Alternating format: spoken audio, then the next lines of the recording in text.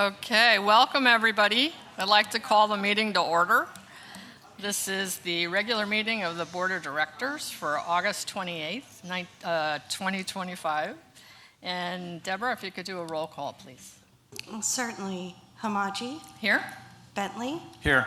Hart is excused. Byram? Present. Hildreth? Here. Lair? Here. Selden? Here. Walker? Here. Yang? Here. And Matheson. Here. Okay, are there any changes to the minutes from our meeting on July 31st? Members are entitled to speak during the designated open forum portion of this meeting, whether attending in person or via Zoom.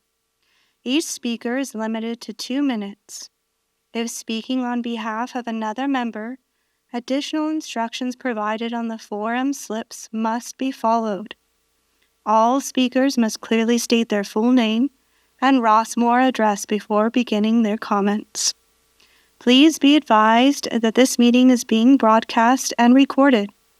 By attending and participating in this meeting, including during the open forum, each attendee agrees to and releases the Rossmore Walnut Creek from all liability for their voice and/or likeness being recorded and broadcast for any lawful purpose without compensation.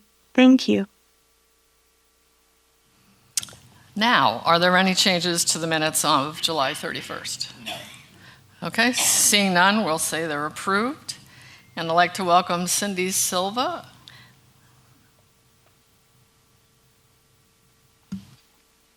Good morning, everyone. It's nice to see you in person. And so many attendees in the audience. I'm not here to speak about pickleball. Just be patient. I'm a member of the Walnut Creek City Council, and this year I'm serving as the liaison from the council to the community of Rossmore. So I try to make every one of the board meetings, which are no longer called the Golden Rain Foundation Board. You'll have to remind me of what your new name is. I have a number of things to report. You might have been driving down Tice Valley Boulevard in mid-August and noticed some road work at Tice Valley and Rolling Hills Estates. That was, our crews were installing high visibility signal heads, really bright yellow signal heads and bright yellow crosswalk markings, all in an effort to make the roads safer and that intersection in particular for all road users. And we're doing that across the city in different key highlight spots. Okay, speaking of road safety, let's talk about e-bikes. We're hearing repeated concerns from the community that our e-bike riders are not always riding as safely as they should be. And that concern has been permeating across the region as well as across the state since the state basically changed the laws related to e-bikes. The reality is some people who are riding e-bikes are not doing so very safely, and this seems to be also a problem amongst the younger ages, the teens and young adults who are using e-bikes. The police department has launched a campaign to address this issue or attempt to address it. It's a 3-part campaign involving education, engineering, which means changes to the roadways and the signage, and also enforcement. And they did, in fact, this last Saturday evening during an e-bike saturation downtown, which is basically like a DUI stop point. They were stopping e-bike riders, and one e-bike rider was unlicensed, and his e-bike was not registered, and he was arrested, and the bike was confiscated. So we can do certain things. But amongst the education arena, what we're doing is the police department started with a bike rodeo in Civic Park in mid-July. Then they had an e-bike information booth at National Night Out in early August down at Broadway Plaza. And now that school's back in session, the police department is beginning to do outreach to each of the schools, particularly the middle schools and the high schools, to talk about what the roadway rules are. The message is that e-bike riders must follow the same laws as vehicle drivers, but they also have to wear a helmet. So that message has to get out.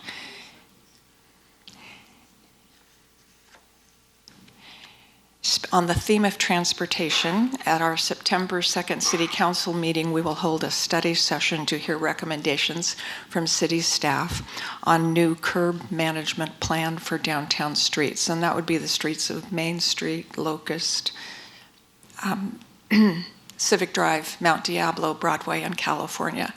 The intent of the recommendations is to really balance the uses and the different users. The streets are not just used by one type of users, not just for cars, it's for bikes, it's for people walking, it's for outdoor dining, it's also for commercial truck drivers who must deliver goods to the retailers and the dining establishments. It's a series of recommendations. We're going to hear it on Tuesday night. And the meeting, our study session starts at 4 o'clock, not at the regular 6 o'clock hour, but it starts at 4. It'll take about 2 hours, and we'll be providing our input to staff on what to pursue and the speed at which to pursue it.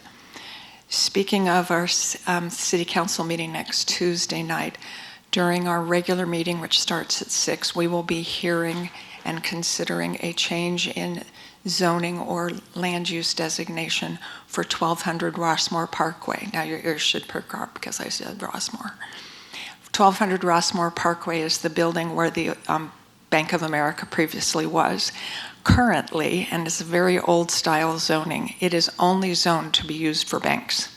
So it's general commercial bank. And so what this change will be is to just general commercial, so it will be easier to replace. And for those of you interested in whether we could go indoor with pickleball, it's not big enough. And it's not tall enough. So we'll just curb that desire right there. I'm pleased to report that one of our restaurants, Sasa Restaurant on North Main Street, has taken advantage of the $10,000 incentive program that we initiated about 6 weeks ago and has installed and opened an outdoor dining platform in front of its restaurant on North Main Street. It accommodates about 6 to 8 tables. It should be a fun spot to have lunch or dinner, and we hope that every restaurant that takes advantage of the program will encourage other restaurants to take advantage of the incentive and open and bring back outdoor dining in downtown. Now, in major news, our community is always interested in keeping the community safe, and the PD is really excited to report that there was a significant decline in crime in July, and this is crime as it's compared year over year and a 12-month rolling average. But in July, the crime rate dropped 27%. And that can be attributed to a number of things, one of which is the staffing levels, which I reported last time. I can tell you they're still at 90%. They adjust all the time, but they're 90% full, including for sworn officers as well as our dispatch staff. The other thing is because we're staffed at 90%, we are also able to focus on statistics and crime trends, which means we can get ahead of crimes that are about to happen and staff for them. I'm also pleased to report, I just want to make sure I'm covering all my notes because I'm bouncing around.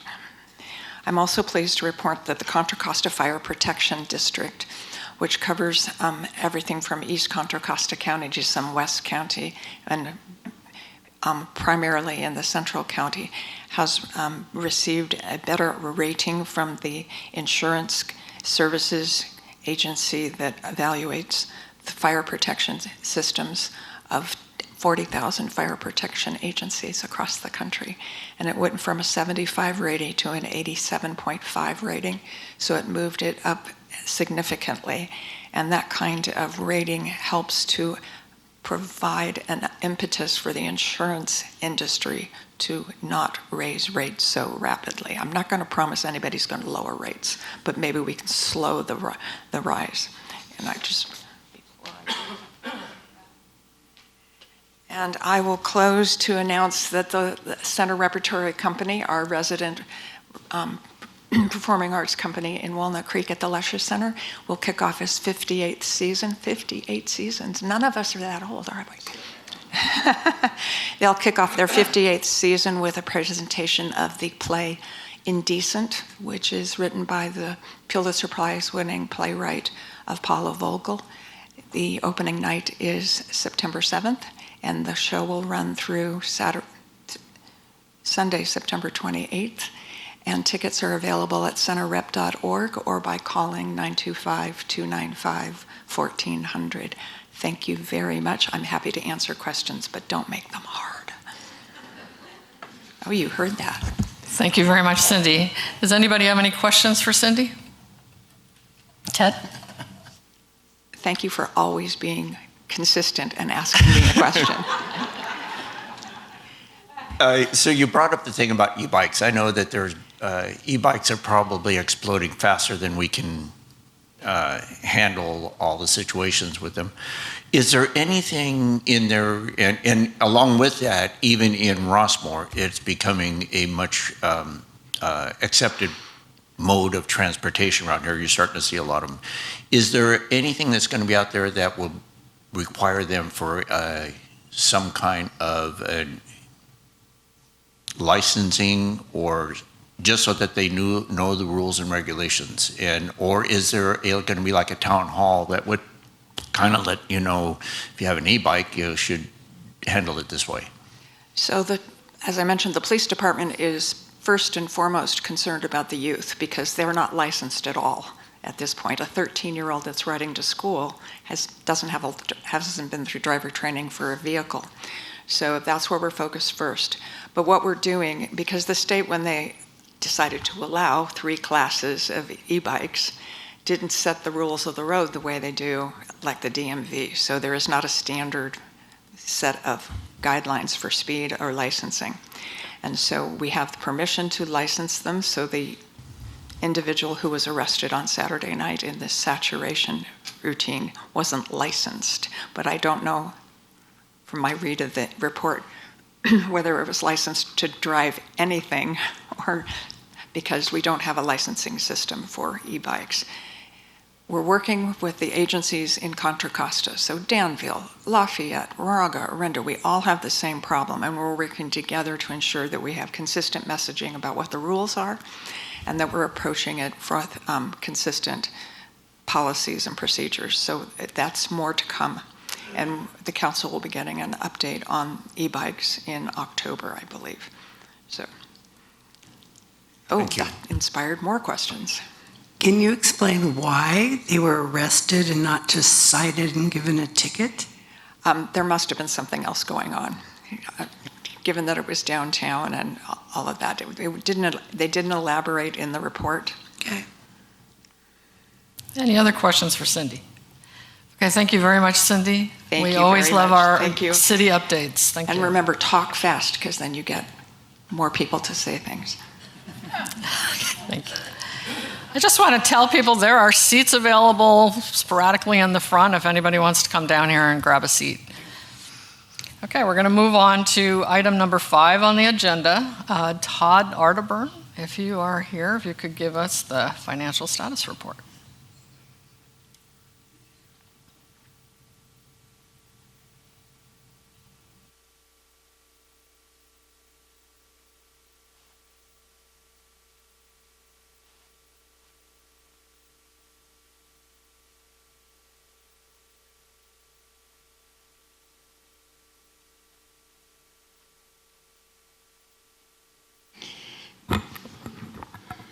Good morning, board. Good morning, everyone. Nice to see such a full house. So I know we have a long agenda today, so let me just start with, I'm going to go a little bit out of order because I wanted to get to start with Rossmore Walnut Creek. So this isn't so much for the board. I'll talk to everyone here since this is a full crowd. July just sees us kind of continue on the same path. We still are favorable quite nicely in terms of where we are year to date to budget. So that's really positive. As we've spoken in the past, when we do our budget, we kind of budget things every month. So you'll see some of the large expenditures on our RWC side are still going to occur, like the slurry seal, like we've talked about through the last several months. So still very favorable. One one of the real things you'll see as soon as we get into budget next week and get into the actual workshop, we are doing for the first time, a pretty deep forecast for the year end. So what you'll see in the budget when we get there, now that we have all of July closed, all the managers and directors are going through their expenditures through July and June and putting together a true forecast for the year end. So as we turn the corner next week and you guys get your draft budgets, you'll see kind of where we actually see that, where we can say the budget actual is going to end up. Right now you see that we're almost $1 million favorable. Some of that is timing issue, a lot of it. So we will see a real hard number on that, but we are definitely favorable for the year, and that has to be attributed to open positions, and on the personnel expense side that we hadn't filled, including my own team. And as we move into this fall, we will see some catch up on the operating expenses. Like I said, some couple big ticket items out there, but kind of still continuing with where we are on a favorable standpoint. So that's really positive. Without getting into, you'll see that on Rossmore Walnut Creek, you can see that our income is actually running positive, 36,000. For everyone in the audience, from an education standpoint, cost of sales, we do have cost of sales, not like a traditional company, but there's costs of doing the excursion, there's costs of materials or things like that we provide. So I just want everyone a great time to have a whole room here. So that's very favorable.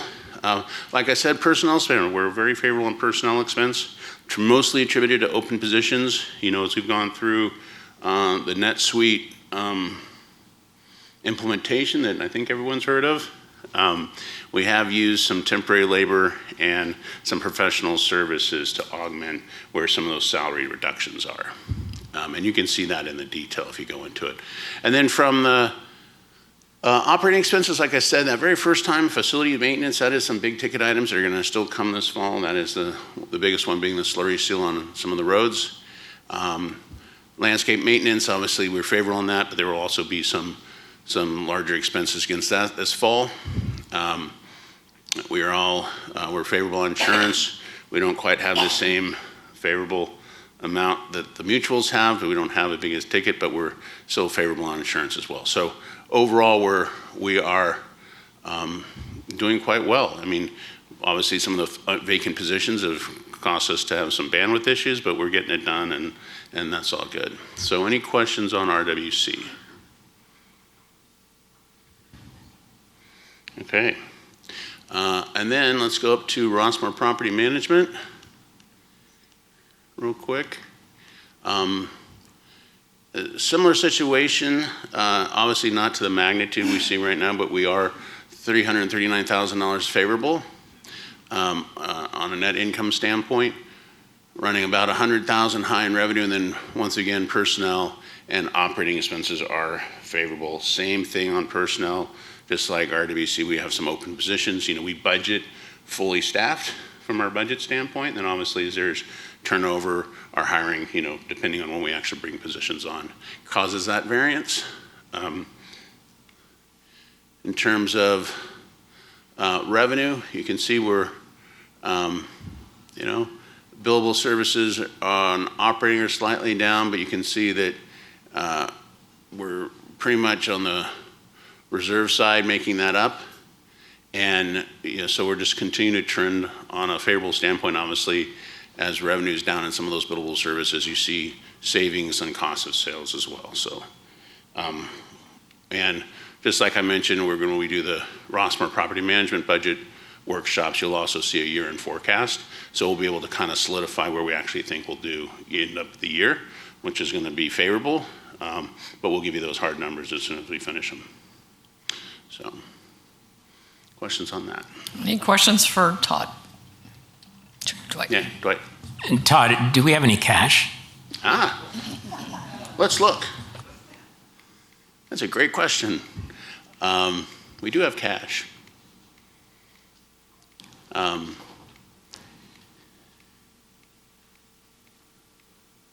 Save the best to last. Oh, and also, I know that you guys all saw that, but we were put the trust statement back in this year, so this month. So, we're finally running full speed now on NetSuite, and so you'll be seeing this every month on going forward, as well as a statement on the trust.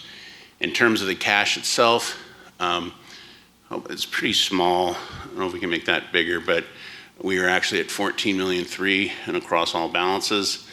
What we do every month for everyone here, this is a 3-month history of where all of our accounts and all our cash balances sit, right, to kind of give the board and everyone a kind of a history of where we're going. So you obviously see our cash climbing. That's directly related also to our favorable income, right? So we are super healthy on cash, given those favorable variances, and so we're in a good place right now. So across both divisions. Yeah. Okay. Any other questions? Dwight? So Todd, we promised the bank audited financial statements by June 30th. Mm-hmm. It's now August 28th. 28. Where do we stand on audits? Yeah. And where do we stand on getting a balance sheet? Yeah, so the balance sheet will happen obviously in conjunction with the audit, just so, we're closing out our old system, right? So for everyone here, the audit that is Dwight is mentioning really allows us to finalize 2024. I know it seems like we're in August, but and then because we import those balances from an old legacy system, and so when those balances are imported in, which will be with the finalized audit, because we'll make any audit adjustments, we'll do that one time. That will produce the balance sheets. We will have a draft on the final audit on the 3rd. We're meeting with the audit committee on the 8th, and we're going to have a review of that on the 9th before the workshop. Mechanics Bank obviously knows about the delay. They are absolutely fine with it, so we're in good place with mechanics in terms of any type of compliance, other than we just wish we had them done sooner, and all the factors of NetSuite and multiple agendas and some of that bandwidth issue. But a lot of it's been you guys all know that we are very complicated in terms of how we operate. This is one of our long-term partners there, Bob Zurcher, who left CBIZ firm for health reasons. They brought in new people, not as familiar with our operation, so it takes a long time. And we do, within the audit process, there's multiple levels of review. So those new individuals that came into CBIZ are not familiar with our operations, and so a lot more testing, a lot more questions came for this year, on top of running current reports from NetSuite, back into GenArc. Even though the financials came from 24 GenArc, because we still have to provide testing and cash balance and everything in this year. So there's a little bit of growing pains, Dwight, but we'll see them next week. Great, thank you. How about mutual audits? Are they completed? They are all rolling in. Matter of fact, yours, Purchase Mutual, I think is this week. Have 61 and 8 just came in today, so we'll have them all out here in the next couple of weeks. So, and most of that's just been, they've been sitting with the auditor finalizing their work. All our work has been done on them. So, thank you. Yeah. Any other questions for Todd? Thank you very much, Todd. You I bet. just want to let residents know, if you want more detailed discussion about these financials, I encourage you to tune in to the YouTube video of the finance meeting. It's probably up on the website at this time, so you can see the sausage being made and all the detailed questions. Thank you. Thank you All very right. much. Thanks, Board. Thanks, everyone. Okay, we'll move on to item 5 on the agenda. Item 6 on the agenda. Jeff, could you give us the general manager's report? So actually, I will be extremely brief. The item that I wrote about in this week's article is going to be discussed later on in the agenda. So I'll defer until we get to that item. In terms of employee transitions, Clayton Clark, our very long-time senior building maintenance manager, did retire, and we wish him well. We have been able to promote within to fill that position. So that is the conclusion of my report. Okay, any questions for Jeff? All right, we'll move on to item 7. Deborah, if you could launch the members forum. Certainly. So I'm going to perform the in-person forum first and then handle any Zoom participants. Let me double check here. We do not have anyone over Zoom, so we have 7 speakers. So what I'd like to do is call up 2 or 3 of you at a time, if you'd be so kind as to line up here and be ready to speak at the microphone. So first up And don't forget to state your full name and Rossmore address. We have Carol Cerrone, Wally Miller, and Scott Burrell, if you can come up. And Carol, if you can start us off today.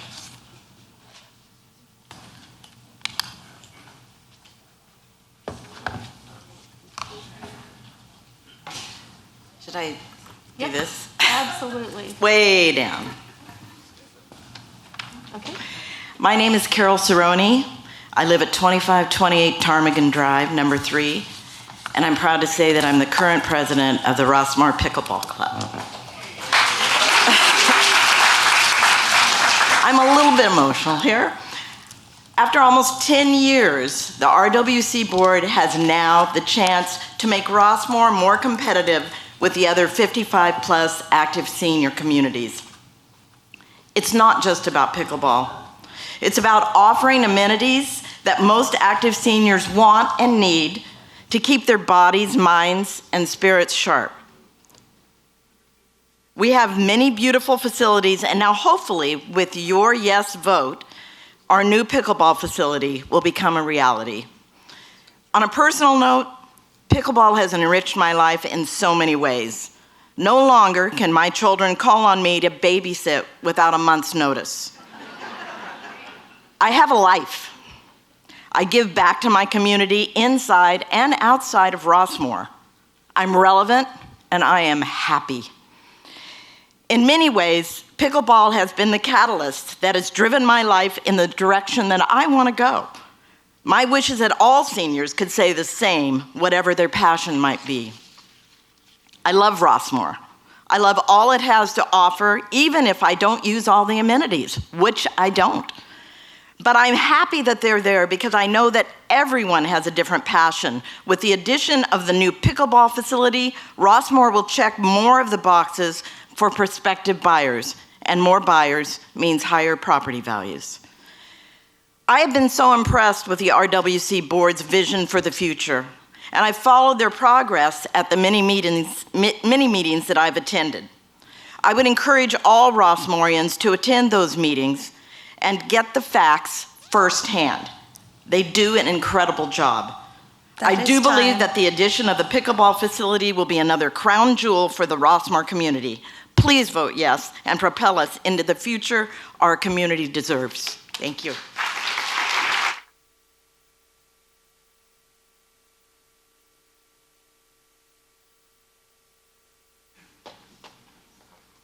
Hi, I'm Wally Miller, 4829 Turricanata Drive, 2B. I'm a new resident in town, a new kid, having moved here in May of this year with my wife.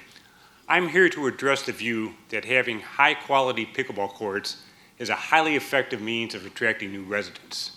And I know this truism to be true, and I offer into evidence myself, because I will state simply and straightforwardly, I would not have moved into Rossmore if I thought that it would not be providing quality pickleball courts for me to play in my active days here, which I hope is many. I know this is a silly attitude, and I feel somewhat sheepish about it, but the fact is, pickleball has become the lifeblood of my lifeblood since I retired a few years ago. When I'd leave in the morning to play pickleball, I look at the paddle and say, "Till death do us part," and for better or worse. And I'm not about to break that vow just to live in a place that doesn't have pickleball. And so I say to you, and I feel this in all sincerity, that vis-a-vis the pickleball courts, if you build them, they will come. Thank you for your time, consideration.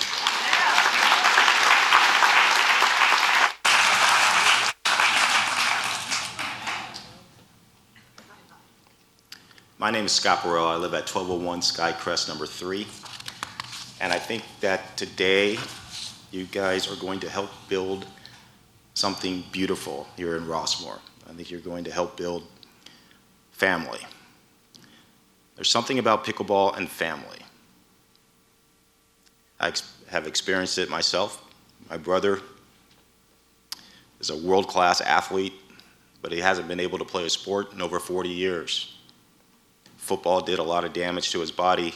He had to have both of his hips replaced before he was 50 years old. But this summer, he joined me and my husband Danny on the pickleball courts. and he laughed, and he ran, and he had so much fun. And I got the gift of playing pickleball and playing a sport with my brother again. But it's not just my family. Through pickleball, I've been able to meet and play with so many of the children and grandchildren, nieces and nephews of my Rossmore neighbors. I could not possibly name them all. Linda and Murray's son Jeff has become a friend. Just a few weeks ago, I played with Betty's 17-year-old grandson. And let me give you a tip. If there's a 17-year-old on the court, make that person your partner. He's very, very fast. Pickleball is family court in the best way.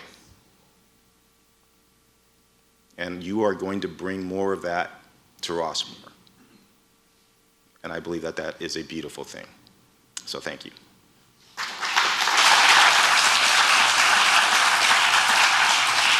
Next up, we have Hal Cushions, Frank Reynolds, and Owen Thompson. And that would conclude it. So Hal, go ahead and begin. My name is Harold Cushions, and I reside at 5325 Terra Granada Drive, number 1A. I've been playing pickleball, my wife and I have been playing pickleball for 8 years, and we urge you to build the new courts, both as players and as residents. As players, we know that pickleball helps us physically and socially, which are important given our age. Another important point for the RWC board to consider in making this decision is a benefit to Rossmore property owners. They understand the value of their unit partially depends on the amenities that Rossmore has to offer. For a wide variety of physical activities, including golf, tennis, lawn bowling, bocce, swimming, and fitness center activities, we have top-notch facilities. But for pickleball, just 3 substandard and deteriorating outdoor courts and limited use of 2 indoor courts. If Rossmore's remain competitive with other similar communities in the area, then we need to have at least equal facilities, and presently we don't. For example, Sun City in Lincoln has 15 courts for 11,000 residents. Trilogy in Brentwood, 6 courts for 2,000 residents. Trilogy in Rio Vista, 8 courts for 3,000 residents. And the Villages in San Jose, 4 courts for 2,000 residents. Presently, about 40% of our new members are already playing pickleball, and for many, the promise of new courts was a factor in their decision to move here. How long are we going to be competitive with these other retirement communities if we have all we have to offer is 2 part-time indoor courts and 3 outdoor courts that are an embarrassment to Rossmore? The question in our minds then is not if we build new courts, but when. Delay only means increased costs down the road. Finally, this process of building new pickleball courts has been going on for at least 7 years, which for many in Rossmore is almost a lifetime. That is time. So please vote yes so the dream can become a reality. Thank you.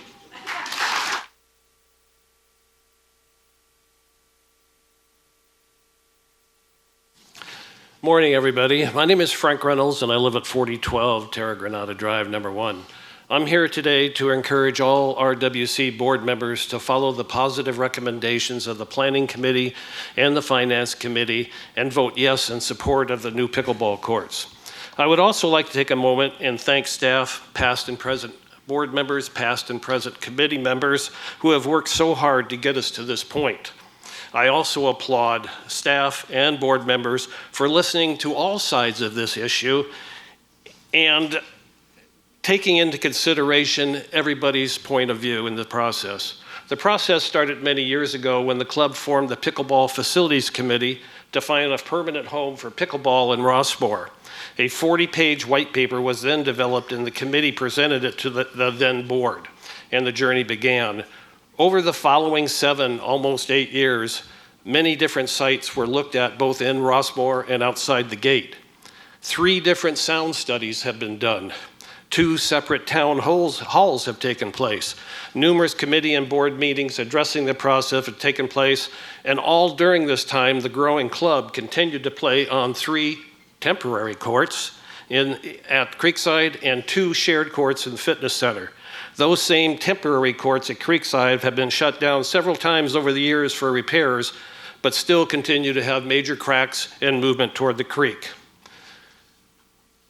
Today, I ask that you please add another jewel to the crown of Rossmore by adding pickleball to the many amenities and give pickleball a permanent home in Rossmore. One final thought. If all goes well today and there is a positive vote, I promise, no, I will recall my official petition to the people at Webster's Dictionary to change the meaning of temporary when it comes to pickleball courts. So please, that is time. Let's get these courts built.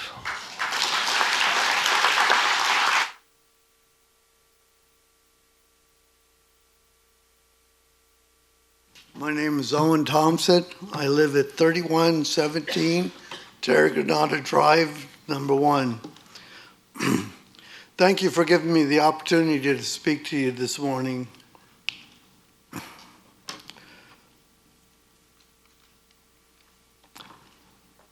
I'm with the Rossmore Bible Study. We've been in Rossmore since 1977. The Rossmore Bible Study has been meeting in Rossmore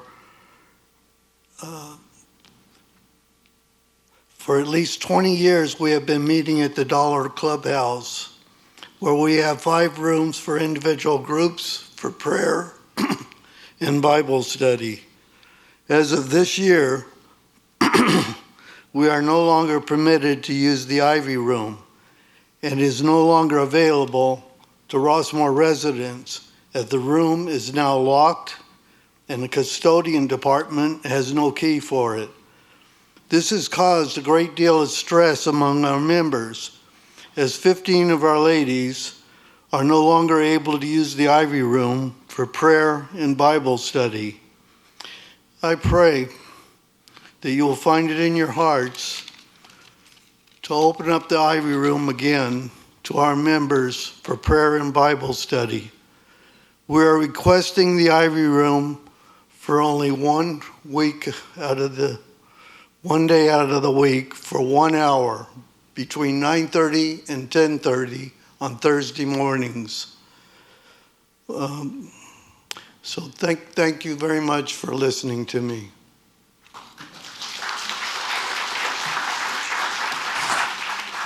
That concludes forum. No online speakers? There are no Zoom speakers. Okay, thank you. Thank you, speakers. We greatly appreciate you coming forward.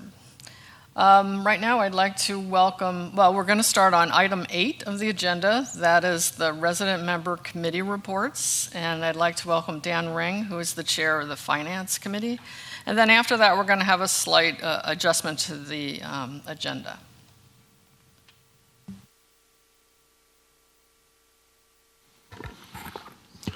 Good morning. The Finance Committee had a very long and interesting meeting on Tuesday. The committee's primary focus during this meeting was capital projects. The committee looked at a cash flow projection for 2025 through 2030 and the impact these capital projects would have on the available cash in the trust fund. The committee thought that there were adequate funds available to cover all these projects. The following items were discussed and acted upon as follows. The committee unanimously recommends to the RWC board that the RWC department fees as presented in the presentation to the Finance Committee be approved. This includes all fees except for the facilities usage fee, which will be discussed later. The committee unanimously recommends to the RWC board approval of the pickleball facility project construction phase budget in the amount of $4,544,947, which include an owner's contingency to be paid from the RWC Capital Fund, and authorize the general manager to do all things necessary, including executing agreements on behalf of the RWC to complete the project. The committee unanimously recommends to the RWC board awarding the prime contractor bid for the construction of the pickleball facility including relocation of the Gulf Main irrigation line to Huff Construction Company, Inc., in the amount of $3,768,651 to be paid from the RWC Capital Fund, and authorizing the general manager to execute the agreement on behalf of RWC, including any change orders within the overall authorized pickleball facility construction phase budget. The committee unanimously recommends to the RWC board approval of an expenditure not to exceed $878,000 from the RWC Capital Fund for the full death payment replacement project, and authorizing the general manager to execute the contract with Silicon Valley Paving, Inc. for this project. The committee unanimously recommends to the RWC board approval of an expenditure not to exceed $18,040 from the RWC Capital Fund for replacement of carpet and flooring at the event center, and authorizing the general manager to execute a contract with Professional Flooring and Design, Inc. for this project. The committee unanimously recommends to the RWC board approval of an expenditure of $14,500 from the RWC Capital Fund and $11,630 from the operating fund, and authorizing the general manager to execute an agreement with Vermont Systems for residence services and golf software. Almost done. The committee unanimously recommends to the RWC board approval of an expenditure of $125,000 to be spent on the Rossmore.com redesign project from the already approved NetSuite capital funds. The committee unanimously recommends to the RWC board that the coverage limits for earthquake insurance remain the same at $5 million for RWC property for 2026. The committee recommends to the RWC board to move the annual RWC facility and property maintenance budget from the operating fund to the RWC Capital Fund, along with the current balance of the trust maintenance expense operating fund, and increase the MTF by $2,000 beginning in 2026. The committee unanimously recommends to the RWC board that the facility usage fee be changed to the amenity usage fee, and the fee be changed to $145 per leasee per month effective January 1st, 2026. In addition, the revenue is to remain in the operating fund, and the fee is to be calculated annually as follows: the monthly RWC coupon minus the Comcast divided by 2 equals the amenity usage fee. Thank you. Any questions? Thank you, Dan. That was quite a meeting the other day, and I thank you for getting us through that. It was fun. It was good times. Wait, does anybody have any questions for Dan? Okay, thank you very much. Okay, right now we're going to have a little agenda change. We're going to move to item 9B5, which falls under planning. I wonder if Ann Matol, there she is. Thank you, Ann. Hello, I think I just heard the courtroom murmur. So good morning, everyone. I'm really excited to be here, probably not as excited as many of you in the room, but we're at a really exciting milestone for this project, and we're going to present the 2 items that were reviewed by Planning Committee and Finance Committee in this presentation regarding pickleball construction. So just to go through the formalities, the 2 items on the agenda are 9B51, which is approval of the entire construction phase budget, and 9B52, which is the actual construction contract for Huff Construction. And we'll get into a little bit of detail about those. But before that, I think it's worth just talking a little bit about the history and celebrating so many of you in this room that have been through this since the beginning. So my tenure here is about 2.5 years, and I've only been part of bullet number 9, the event center location. And so there was so much investment from the concept of trying to do something because the courts at Creekside were, becoming compromised because of the erosion adjacent to the creek. And so much went into this idea, this seed from people that were so passionate about the sport to try to find a site. And then they worked with staff to evaluate different sites. And along the way, we know that what we thought was just replacing courts had to take different considerations to be a good neighbor. And as we were looking at different sites, it was, in addition to sound, which really impacted the actual scope of the structure in the build and the final cost, we wanted to make sure that we were looking at it in terms of the other adjacent facility uses, how that might impact parking. By the way, we do have operational programmatic things, which will also help manage that once we get implementation of it based on the outcome of today's meeting. We looked at available adjacent resources, and what that means are, instead of building something like super remote from a facility where you would have to, by code, add restrooms, there was a nice adjacency when we landed on the event center site because we could satisfy that requirement by using those at the event center. So all of this didn't happen overnight. There was gobs of community engagement. This is something we had to present. I don't expect you to read that. I gave you some cheat notes here. When we went to the Planning Commission, we really needed to demonstrate that this didn't happen in a vacuum.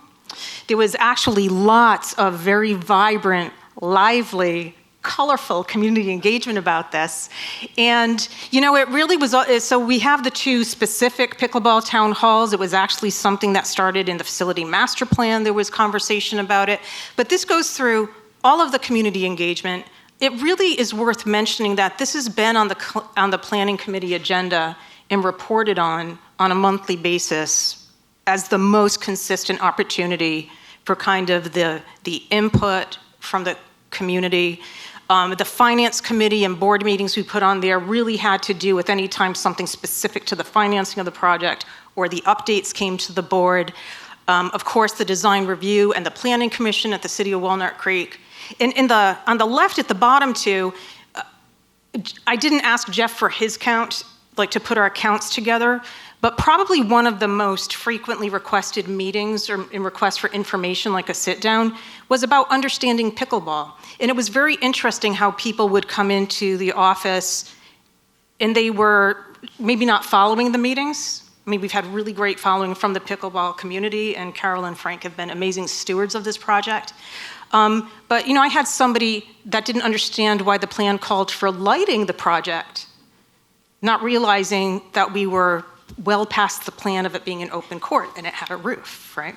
So it was very interesting, the meetings, and it was a lot of really good time invested in the community so they would understand that this was done with so much consideration of it being a good neighbor. And I have a feeling that we have a ton of pickleball supporters in here, but we wanted to be sensitive to those that may not take advantage of the amenity, but it is within their community too.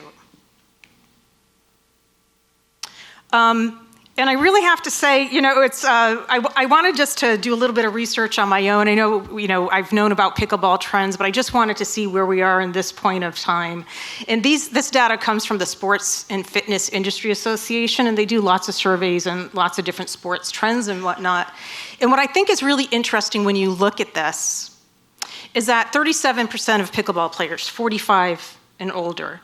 And why that is important, it really speaks to, and we had a speaker talk about it, there are people that are planning the next phase. They may decide where are the communities that they want to, age in place, where there's the diversity of activities are relevant and really reflect where they are. Oh, there he is. And I think people do start looking at this. And if this is the majority, like the bulk, it's really a substantial portion of all players, it's really neat that people in 45 are in there because they're planning. And so it speaks to that we're trying to make this an attractive place when people are looking at their options, those that want to come into these types of communities, that we're going to have this, it's another jewel. Just like the event center, just like our phenomenal fitness center, those were both really costly projects, but the return on that, as far as giving the residents something that will really help them, enjoy this place. It really speaks volumes when you look at the data, as well as the increase in just 1 year, a 45.8% increase in players. That's pretty amazing. And I really think that's an important thing because we've had people talk about, well, we think it's just a fad. I said, so, the sport started in about 1965. It started to formalize under associations in the 80s. It's here. And specifically, it's with this demographic. All right. So now you see it, right? So this is the project site. And hopefully, in less than a year from now, this is what will be on that site.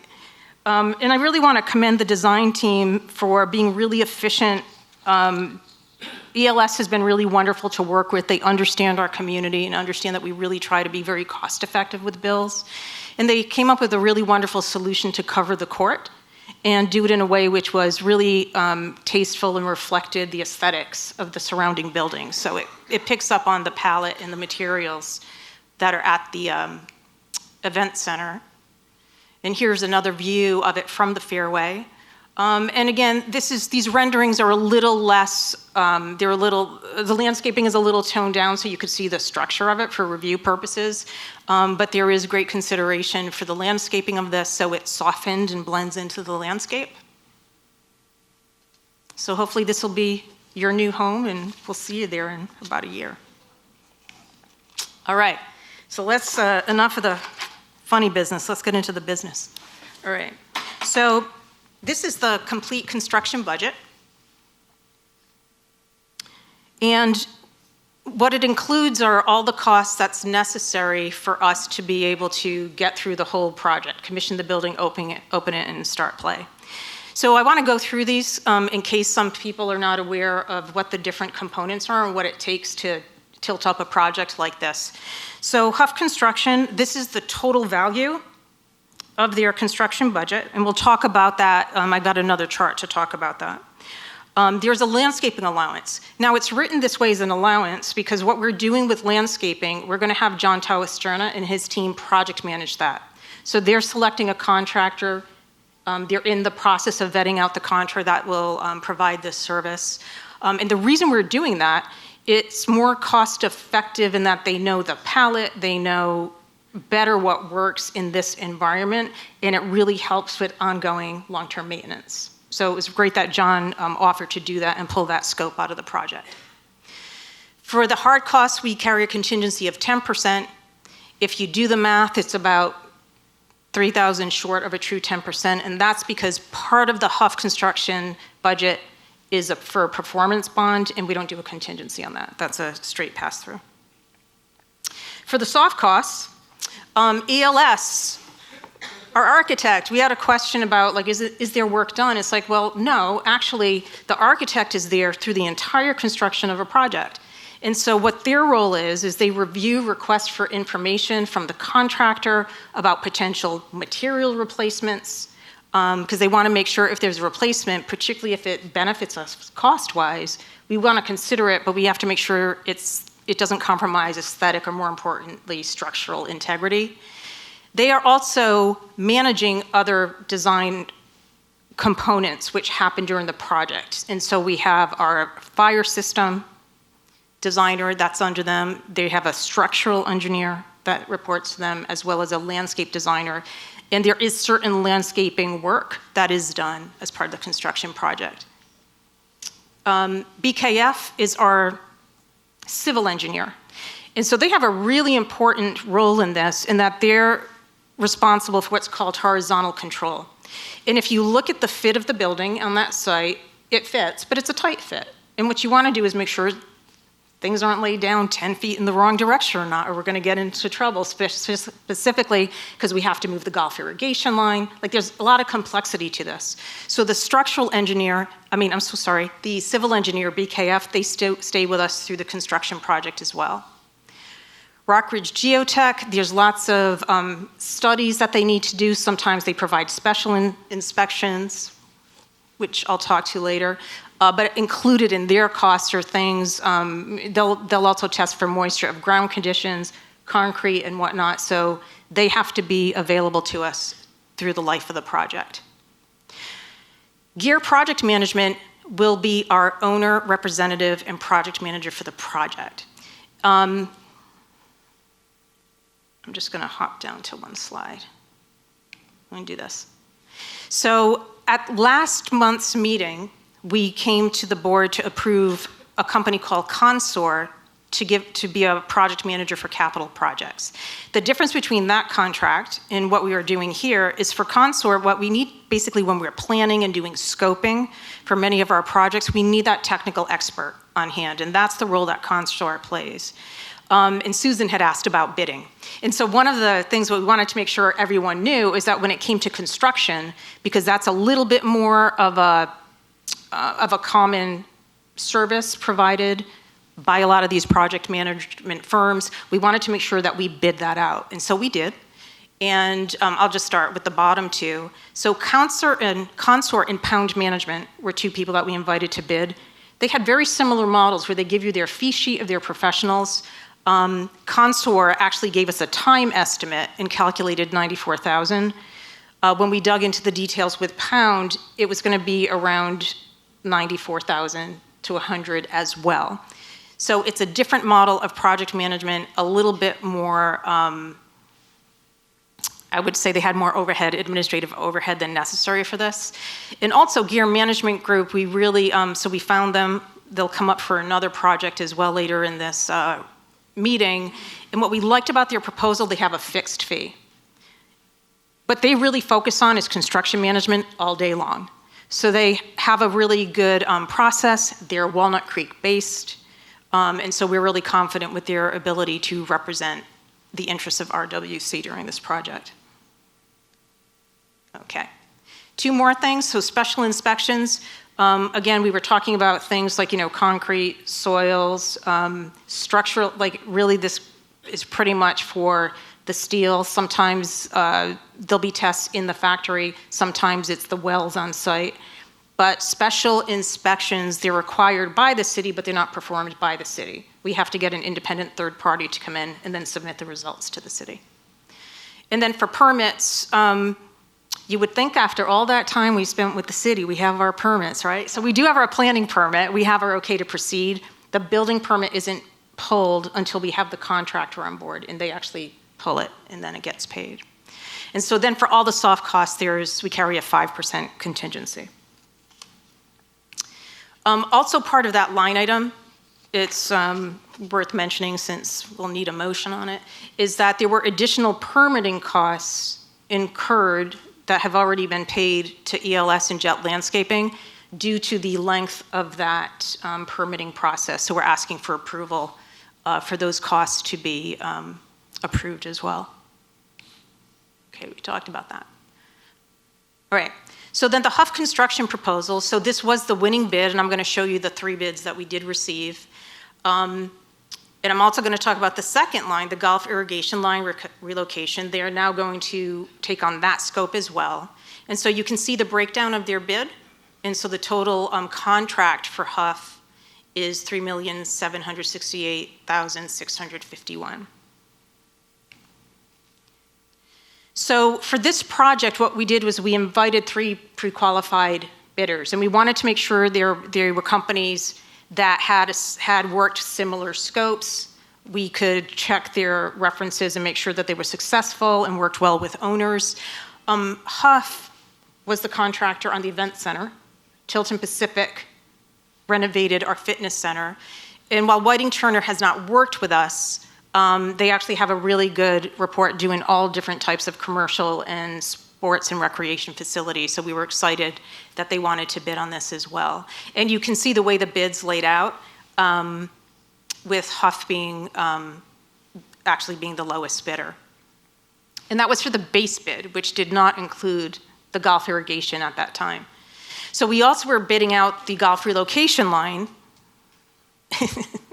So daunting, relocation is mentioned twice in the chart. And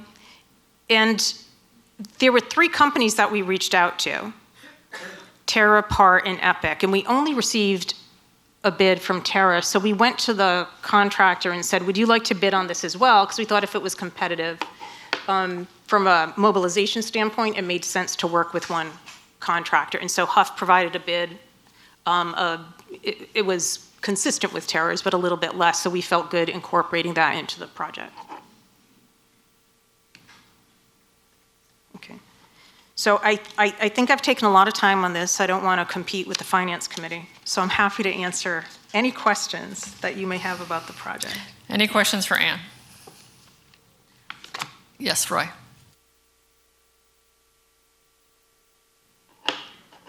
I'm sorry. I have some questions. The bid is with a 10% contingency.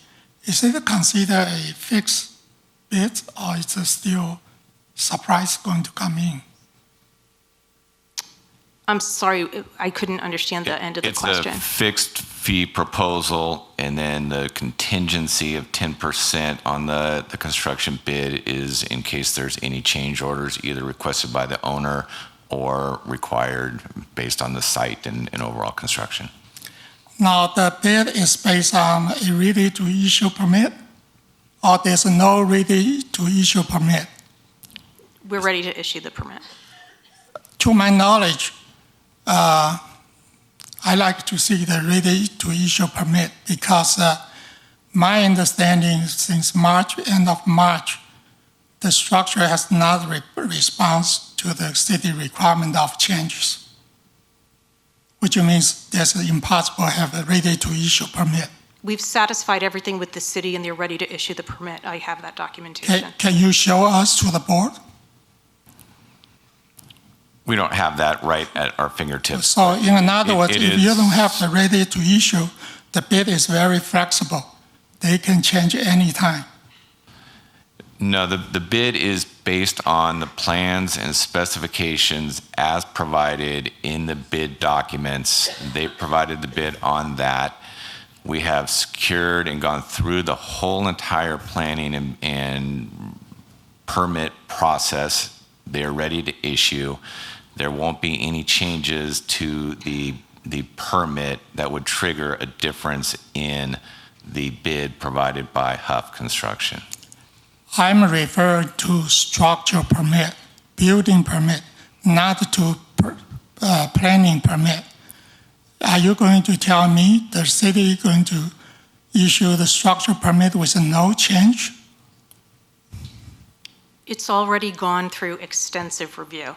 It is ready for issue. My understanding that we have not submitted since end of March. That's not factually correct. That I have resources and I get the data and I know that. I speak for responsibility. The only thing we can do is tell the board that we have worked with the city extensively. We have secured the permits that are required to proceed with this project. We are ready to go with the contractor, with pulling the permit once the contractor is in place.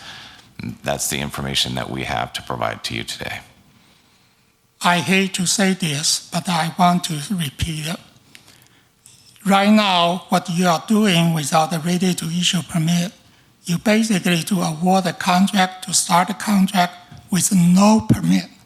And that happens at the Rossmore for several occasions. I had some past evidence to support my statement. And I do not want to have illegal construction here. As a matter of fact, then the city has no choice. We should do it legally, meet the code requirement, and get the permit first before we sign any contract, because otherwise we expose ourselves to horrendously cost add-on. I would just ask staff, the process that we've gone through, the formalities we've gone through with the city, is that a standard process that we always follow when, say, we renovate the fitness center? Is this standard practice? We follow the standard process, and their process is that they do not issue the final building permit until you have the contractor, the prime contractor, under contract, because that prime contractor has to pull the permit. The contractor is the one that will pull the permit. No work will begin until the contractor pulls that permit. There is a whole pre-meeting process that happens with the city before any work actually begins. We have a very prescriptive process that will be followed. This is the same that we have done with other major capital projects. Our contract has been through legal review and is ready to be executed. So we feel we are on very solid ground in the process. I have been in this business. I've been in this building permit business over 40 years. Yes, once you have the contract signed, you can have the contract to pull the permit. But the condition is the city must have a ready to issue permit. If the city does not have a ready to issue permit, your contract to pull the permit, the city asks them to do a lot of change. Then who is going to pay for it? Roy, I'm going to interrupt. Okay, we've heard that the process has been approved by legal.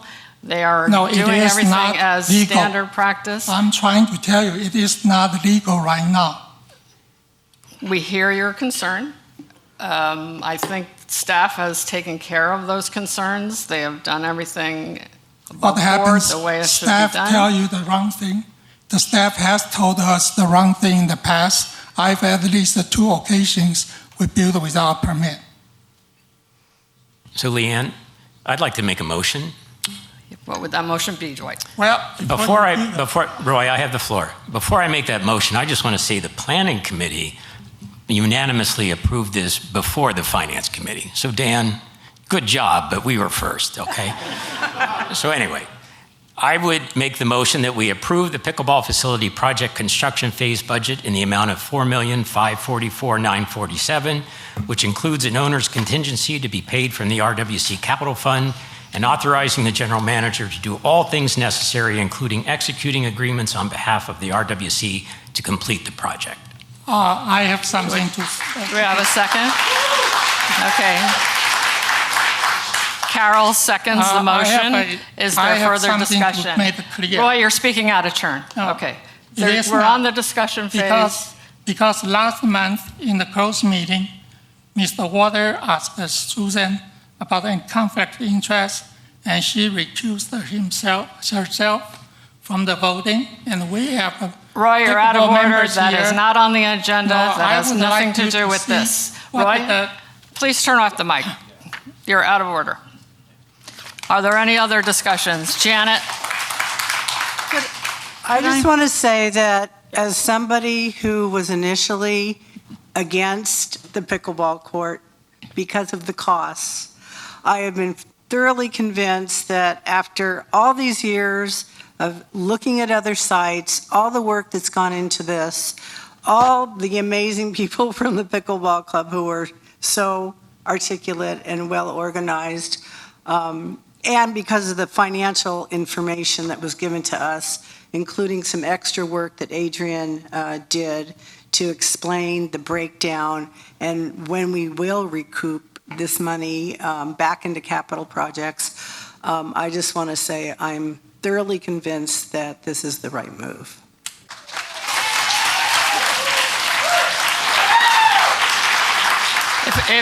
If we could keep the clapping down to a minimum, thank you. Susan? Thank you, Leanne. First of all, I'm very impressed with all the folks that are here today. I want to also say I appreciate Anne's presentation of the history of this, because for me that makes a huge difference in terms of all the different sites that have been considered. I am in support of this. I don't know if you want to clap yet. I do want to say that I have concerns about the impact on parking and restrooms in the facilities at the event center. I've had a long-standing concern about that, but I think we should move forward. Okay, thank you. Dwight? Oh, you look like you were going to speak. Adrian? So as treasurer, I just want to point out that I have reviewed the numbers very carefully. The Finance Committee has dug into this in great detail, and there is really no question. It's a lot of money, yes, $4.5 million, but it is the kind of money that Rossmore, as a community as a whole, can certainly afford and needs to spend to create these kinds of amenities that make this an ongoing attractive and good place to live. And so I am in favor of completing this project. Okay, we have any further discussion? I call the question. Okay. I call the question. What's your question? For a vote. Okay, we're going to vote. Deborah, roll call, please. Certainly. Hamaji? Yes. Bentley? Yes. Byram? Yes. Hildreth? Yes. Lair? Yes. Selden? Yes. Walker? Yes. And Yang. No. The motion carries.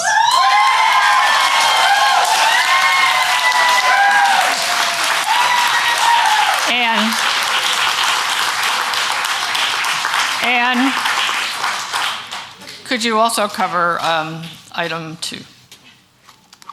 Item.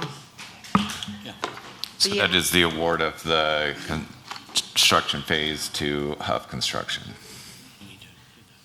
That was already part of her presentation. Yeah. Yeah. So Okay, if the board Okay, is we ready to voted on the whole proceed. thing. All right, thank you very much, Ann. We still need a motion on that, Do they need a separate motion? I'll make a motion, Leanne. I'll make a motion. Okay. Okay. So I move we award the prime contractor bid for the construction of the pickleball facility, including relocation of the Gulf Main irrigation line to Huff Construction Company in the amount of $3,768,651 to be paid from the RWC Capital Fund, and authorizing the general manager to execute the agreement on behalf of RWC, including any change orders within the overall authorized pickleball facility construction phase budget. Okay, we have a second. I second. Ted seconds it. Further discussion. All right, roll call, please, Deborah. Certainly. Hamaji? Yes? Bentley? Yes. Byram? Yes. Hildreth? Yes. Lair? Yes. Selden? Yes. Walker? Yes. And Yang. No. The motion carries. Okay, thank you very much. All right, right now we're going to move back to item 8A1, which falls under Finance Committee. And Jeff. Would you like to take a 5-minute break? Yeah, we'll take a 5-minute break. Okay, if we could resume our seats, we're going to get started again. Where is everybody? Again, we're going to be starting with 8A. Janet, if you could take your seat, please. 8A1 is where we will begin, and we'll wait for everybody to be seated. And we're back to normal here. Okay. So to move from pickleball to earthquake is a little anticlimactic, I think, but an important item nonetheless. This is an item that was discussed at the Finance Committee meeting, and we also had a previous presentation regarding levels of coverage, types of coverage from parametric to traditional. And we asked Gallagher to do a little further research on the cost of parametric. They came back really with a focus on the RWC properties in saying that traditional insurance is more affordable than parametric because the majority of our buildings are built to earthquake standards. We do have Hillside and Dollar, but the other facilities such as the Event Center, Creekside, Gateway are more of meet the current standards for earthquake. So traditional insurance would be more affordable.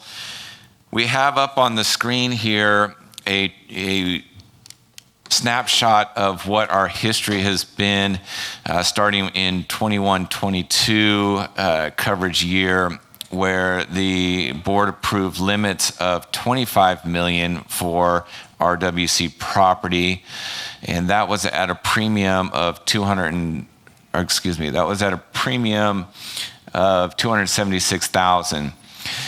Now, back then, the replacement cost value for RWC property was $82 million.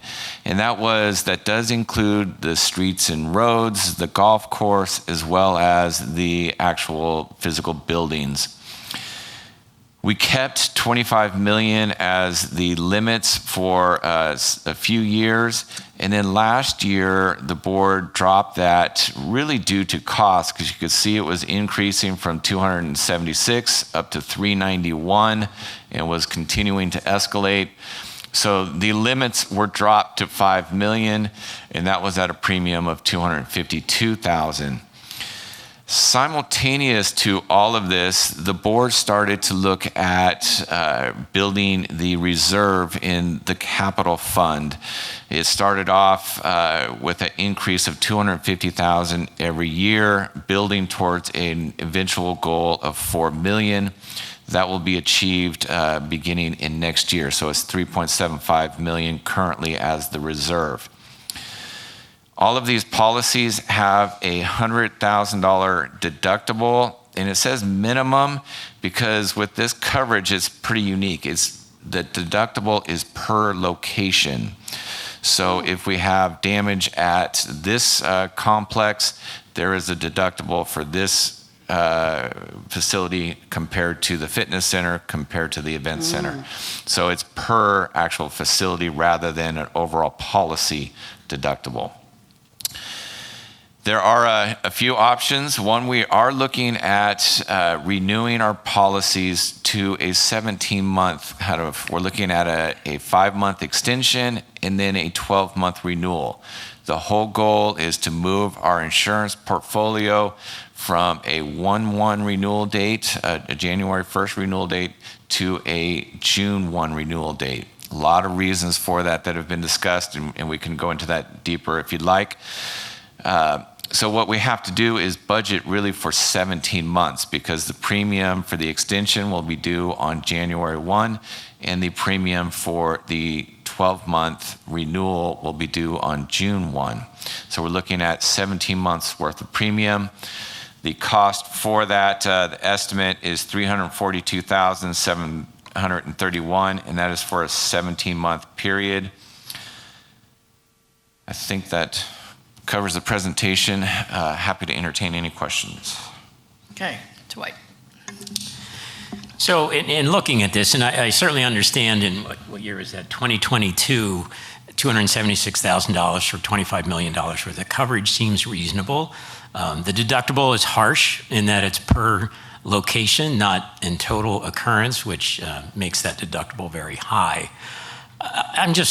Now we're talking about $240,000 a year for $5 million worth of coverage. I'm just not sure that it's worth it at this point in time. You know, what we're basically saying is we're betting $250,000 that we'll have a little earthquake that won't do much damage. I'm also pleased that the reserve is now up to $4 million. I think we should continue to build that reserve, and that's something that could be considered separately. But at this point in time, I think we should just forego earthquake coverage. Adrian? I'm going to disagree with myself. I voted for this at the Finance Committee, but I am now going to vote against it, or not even make the motion. I guess we'll make the motion and then vote against it. But we shouldn't be, $5 million is well within our power to pay. The rule about insurance is you insure for things you cannot afford. You insure against a liability claim for $1 million against you, okay? But you don't, if it's $5,000 or something like that that you can afford, you don't insure against that. We can afford $5 million. What we can't afford is $70 million or $60 million if there was a serious earthquake that really damaged a lot of our stuff.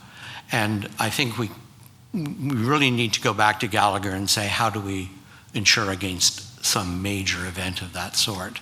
And can we do that in an affordable way? But this $5 million for $250,000 a year does not make sense when I think about it. Any other comments? Ted? So when I was living in LA and in high school, we were told that the big one was going to come soon. And now I'm out of high school and have been around for a little while, and they're still telling us that there's a possibility of a big one. I don't think that we should, I think I'm along the same lines of thinking that even if there was, we are not on, as far as I know from what they've said, we are not on a major fault. We were going to get some shaking from, you know, from a distance. I don't know that it's worth the money to put in for earthquake insurance. I would just ask staff, like, if we're going to fund that capital reserve, would that be done during the capital budget process? Yes, as that budget is approved, then if the desire is to continue to build that, it's scheduled to go up $250,000 next year, so we would reach that $4 million goal. It was going to be flat after that, but if the committees and the board approves, you can continue to increase that reserve at your pleasure. You also could look at the option of funding that reserve not only from the capital, but if you do have, after your audit, you have a year-end surplus, you could use that surplus from the operating to continue to fund that reserve specifically as well.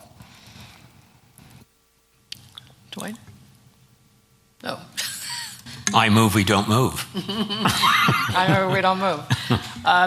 Can we go back to Colliers and ask for more, not Colliers, I'm sorry, Gallagher, and ask for a projection of larger coverage? So we did get some cost estimates for more coverage, and as you can imagine, it's significantly more. If we went back to 25 million, they had a combination of parametric and traditional in that case. I don't have what that estimate was, but it's significantly more. You're looking at more 500,000 for that. Did we look at something where the deductible was more like 10 million and what we were seeking was that top layer, not? We could look at a different structure. The other opportunity we have is, since we are doing a renewal at 6/1, you could forego the extension and then at 6/1 look at, is there a model in conjunction with the property insurance where maybe you take less property, you take some earthquake or under the same premium structure. But we could also look at other options. So there's more that we can look at in terms of the overall portfolio renewal come 6/1 if you want to forego the extension portion. Don't we have a goal of reviewing insurance coverage? Or I know we talked about sort of an overall view of that sometime. That is a kind of a never-ending process, but we are going to have a insurance task force meeting. I believe it's the 2nd of September, and then we will be doing more of a deeper dive as we start to plan for 6/1 with the community. Excuse me. Right. I personally go through the Northridge earthquake, and not only the Northridge, including Santa Monica, several new hospitals reconstructed and so forth. So talk about the earthquake. I like to go with Adrian, and we have a chance to review what the insurance agent proposed and what's the data they use, is it fit to us or not. Okay, anybody else have comments, questions? All right, if we have no action on the item. So could we have a motion then to not fund the earthquake coverage for the renewal period? Okay, I'd like to make a motion that the board choose to not renew our earthquake insurance for the next year. Could I second that? Let's get a second vote. Sorry, first. I second. Dwight seconds, and now Susan. Just to clarify, when you're talking about the renewal period, are you talking about January 1 to June 1 or the 17-month period? I'm talking about we're not renewing it effective January 1, 26. And that does not imply that does that imply that we could consider something else in that June period? Yes. Okay. Okay, we have a second. Any other discussion? Okay, roll call, please. Certainly. Hamachi? Yes. Bentley? Yes. Byram? Yes. Hildreth? Yes. Blair? Yes. Selden? Yes. Walker? Yes. And Yang? No. It carries. Okay, Jeff, could you address item 2? Okay, so item 2 is a recommendation to move the annual RWC facility and property maintenance budget from the operating fund to the RWC capital fund, along with the current balance of the trust maintenance expense operating fund, and increase the membership transfer fee to $18,000 beginning in 2026. Now, the recommendation from the Finance Committee was to approve all of those things except for increase the MTF to $16,000 instead of $18,000. There are several moving parts within this recommendation for consideration, and I'd like to start with why are we even discussing this? Where did this come from? This item really meets several goals. One, there is always pressure on the monthly coupon and the desire to keep that coupon increase within the CPI on an annual basis to make sure Rossmore is as affordable as it can be while maintaining the amenities, programs, services at a high level.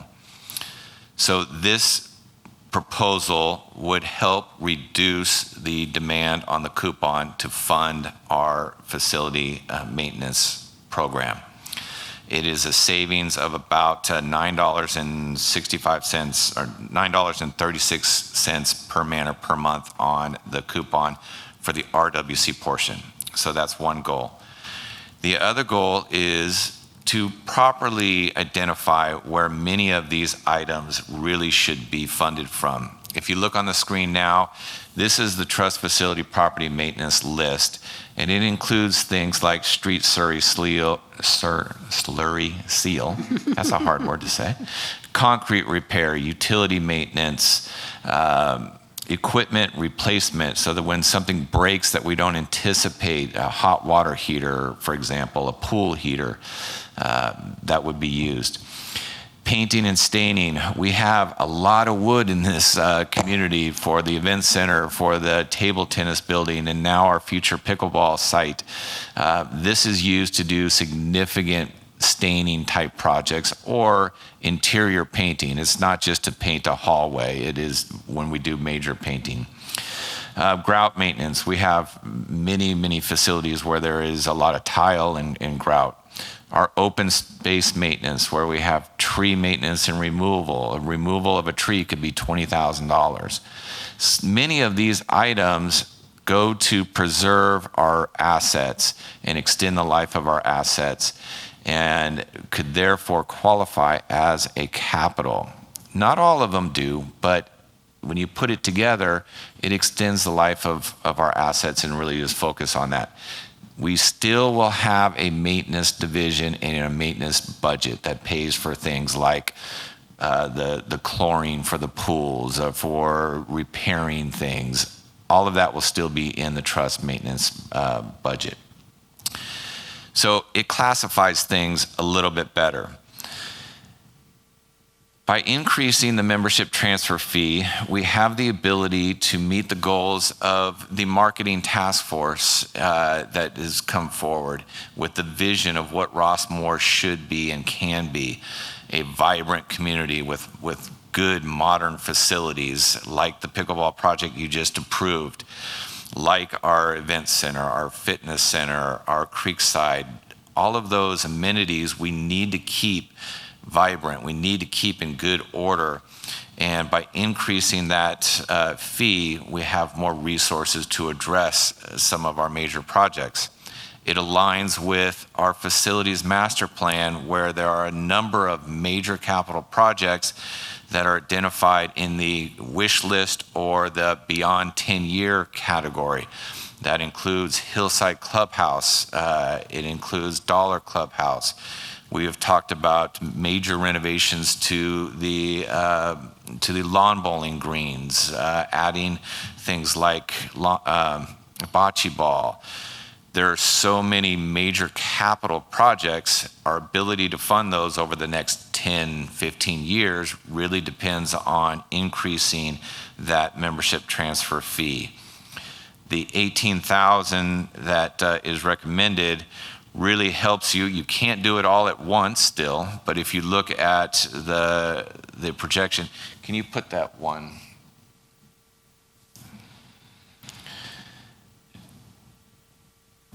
If you look at the projection for then 2029, you start to have a little over $6 million to plan, and that is accounting for still your ongoing capital maintenance and rehab projects, where at the top you have $1.7 million, and again, I'm just looking at 2029. You have funding for the lake liner, you have funding for other capital that are less than $1 million. You have funding for your machinery and equipment. You are able to absorb the trust facility property maintenance. So all of those things could happen, and you would have resources to be able to start to evaluate your major capital, such as the Dollar Clubhouse, which may be a $7 to $8 million renovation. There's a lot of ways you can go about these. It could be Hillside, could be a significant investment.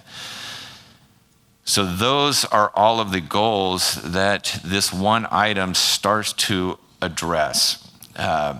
It helps the operating coupon by moving a significant budgetary item out. By increasing it, the membership transfer fee, it helps with the vision of the facilities master plan, the marketing of the community. And then there's a few other components, and that is moving the trust maintenance fund balance. For several years, if there has been a balance left after the audit of funds, those funds have been moved into the trust maintenance. Could we go back to that one and then slide down a little? And then slide down a little bit more. One more. So this right here, we have been funding this reserve more or less so that we could keep the operating budget fairly flat for trust maintenance expenses. That could continue to happen, and it could build the reserve that we just discussed for major catastrophes as well. The current balance is $485,000. Those funds would be transferred to the capital fund as well. So it would go to help absorb some of that initial cost. So those are the recommendations. The Finance Committee discussed quite a bit the recommendation for the membership transfer fee. They settled on $16,000 instead of $18,000, really with the goal of further discussion. If there was an interest in doing that, I would recommend that the board send this back to planning and to finance. Instead of going to 16 right now, send it back and have the discussion on what that amount should be in relation to adoption of the capital budget. That's if you're not comfortable with going to the 18. Dwight. And thanks for that suggestion, Jeff, because I think we need to split this into two things, and the one is in regards to the property maintenance, the RWC maintenance fund, whatever we're calling it. I'm not sure what it is. I want to avoid the name trust. But if we could defer the MTF discussion and put it back to planning and policy, I think that would be great. So just a comment on moving. I have no problem moving this maintenance fund over. I do have a problem with putting tree maintenance and some of the minor expenses. When it comes to sluicing, sluicing is the volatile item. That makes sense to move to capital, but the other items I don't really see as capital. I think those are operating items. So you will see in the trust maintenance budget that we do have, and also the landscape budget, that we do have tree maintenance in those still.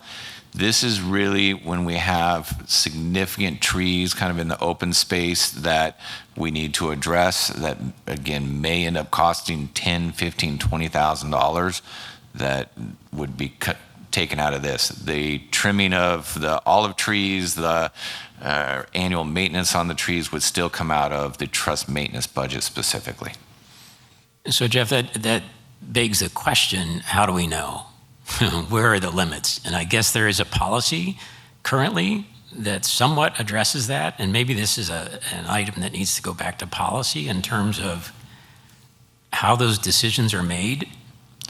Because what I wouldn't want to see is just randomly moving operating expenses to capital or the other direction.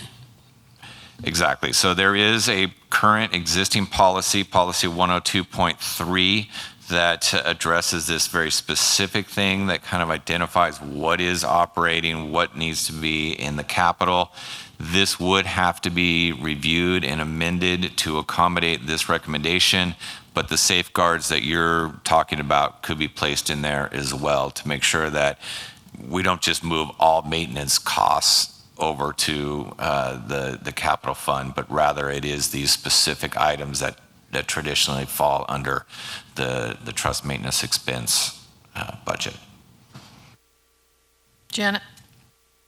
I just want to applaud your efforts to take some money out of the coupon. I think, so many people are so worried about how much the coupon increases. So to show that we do have a way, a legitimate way, once it's been fully vetted, to take some of that out of the coupon costs, I think is fantastic. Thank you. That is a great thing, but over time, that void in that $10 will be filled because of cost increases. Okay. Adrian, sorry. If there's no more discussion, then I'd like to make a motion. Before I do so, I'd like to point out that, as Dwight told me, that we used to have it this way some time ago, and then it got moved from capital to operating, and so in some ways we're moving it back. So this is not sort of completely different. So I would like to move that we move the annual RWC facility and property maintenance budget from the operating fund to the RWC capital fund, along with the current balance of the trust maintenance expense operating fund. And that we increase the MTF by $2,000 to accommodate that change. And that we also adjust the policy, whatever it is, to specifically identify what expenses are covered by the capital fund and what expenses are covered by operations. Is there a second? I have a question. We need a second. We don't have a second yet. Okay, the motion fails. Okay. Okay. I would make I would make the same motion that Adrian made, but I would leave out the $2,000 increase in MTF for further discussion. And I would second that. Carol seconds that motion. Further discussion. Roy, did you want to comment? My concern is this. I'm sorry. My concern is this. We have changed our name from GRF to Rossmore WC, and the purpose is trying to get more newcomers to come here. Our saving on coupon is less than $10 per month, but we can calculate increase in MTF fund, In other words, we are discouraging newcomers. So I think this is a kind of contradictory philosophy here. And I rather not to see a 1,800 or 2,000 rather than get the newcomers come in. Okay, thank you. Okay, at this time, the motion doesn't increase the MTF. So right now, it's up for discussion at a later date. Roll call. Oh, I'm sorry, Susan. Could I hear the motion again, if you don't mind, Deborah? So the current motion is to move the annual RWC facility and property maintenance budget from the operating fund to the RWC capital fund, along with the current balance of the trust maintenance expense operating fund, and leave out MTF for further discussion. But it also included referring to policy? Yes. Okay, thank you for clarifying. Okay. Okay, any further discussion? Okay, Deborah, could you do a roll call, please? Yeah. Yes? Sorry, I'm losing a little track here. Hamaji said yes. Bentley? Yes. Byram? Yes. Hildreth? Yes. Lair? Yes. Selden? Yes. And Walker? Yes. Yang? Yes. It's unanimous. Okay, thanks, everybody. Thank you, Jeff. All right, we're going to move on to the Golf Advisory Committee, and Burke Ferrari is our chair.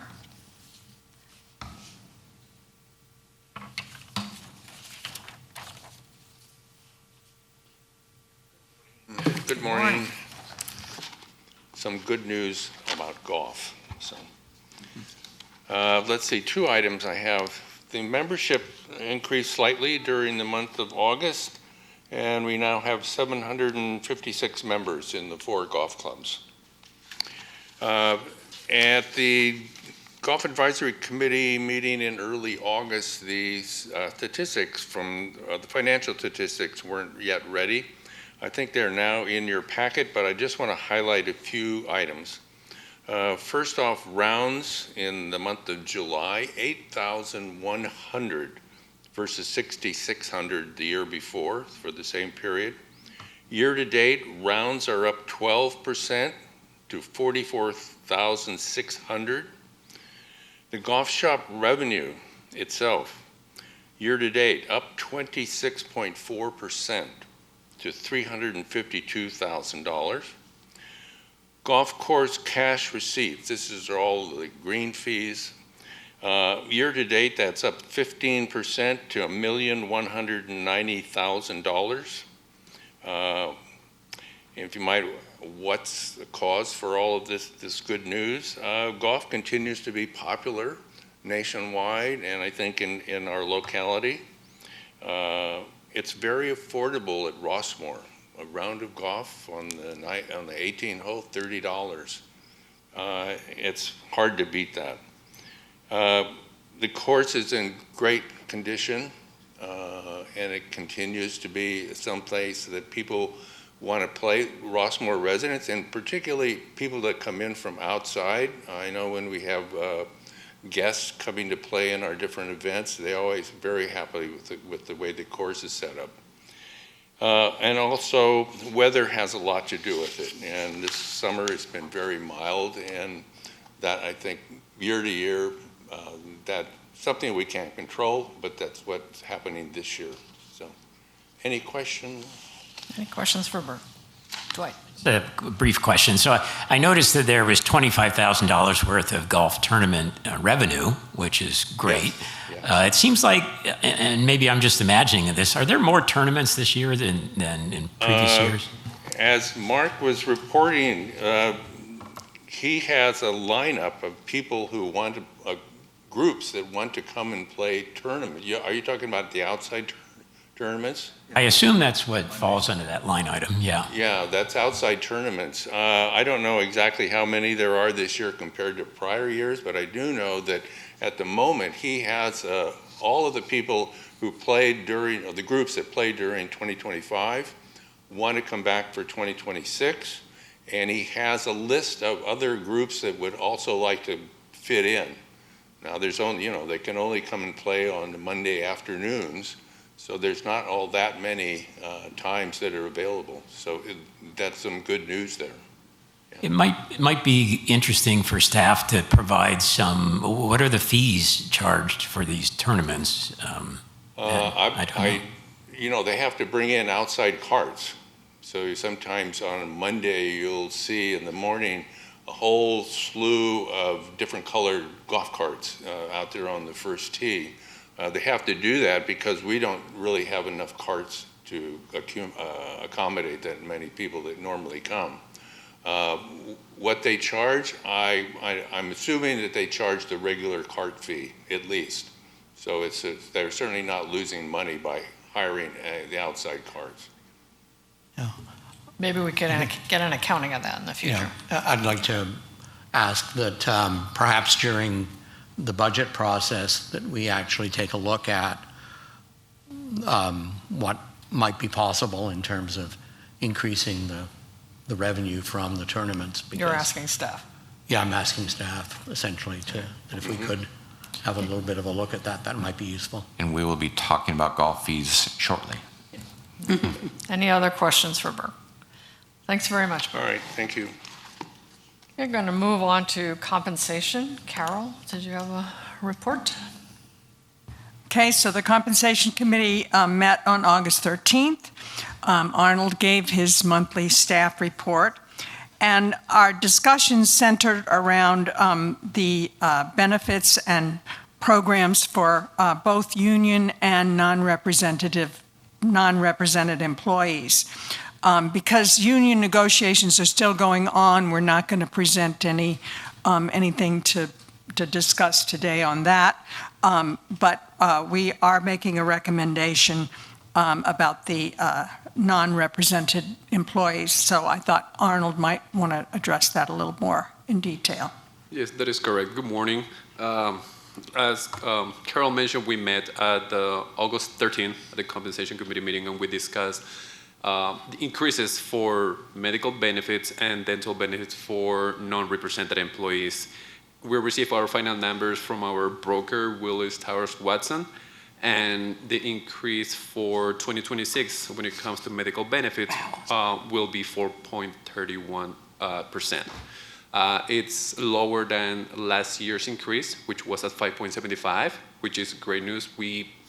These numbers are not, I mean, we were expecting to be at double digits, but it came up at a single digit, which is great news.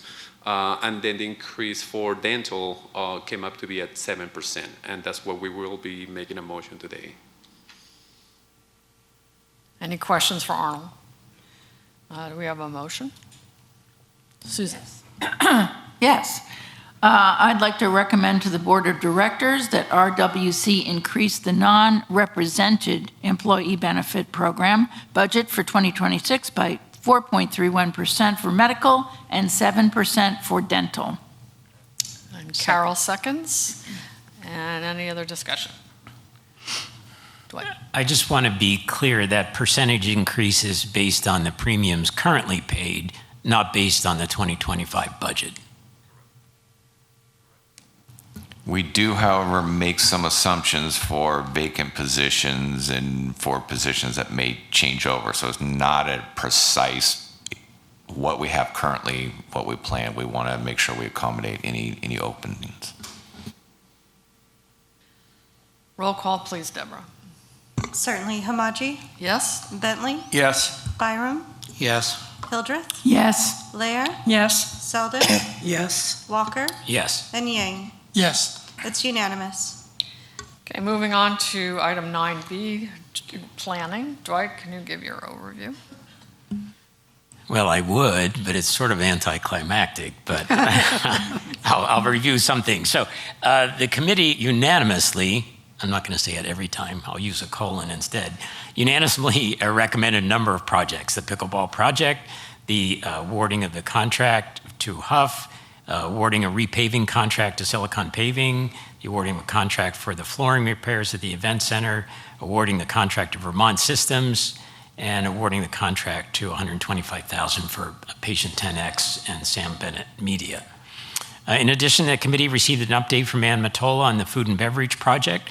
7 operators toured the Creekside facility, and 5 of them are expected to submit proposals. Jeff Matheson reported that a grant is pending for transportation needs in Rossmore, and that the proposed weekend lift program is on hold due to contract considerations. So next month's meeting will focus on preparations for the 2026 capital budget that will be considered over the next couple months. Okay, thank you. And Ann Peterson, can you talk to us about the Patient 10X? You bet.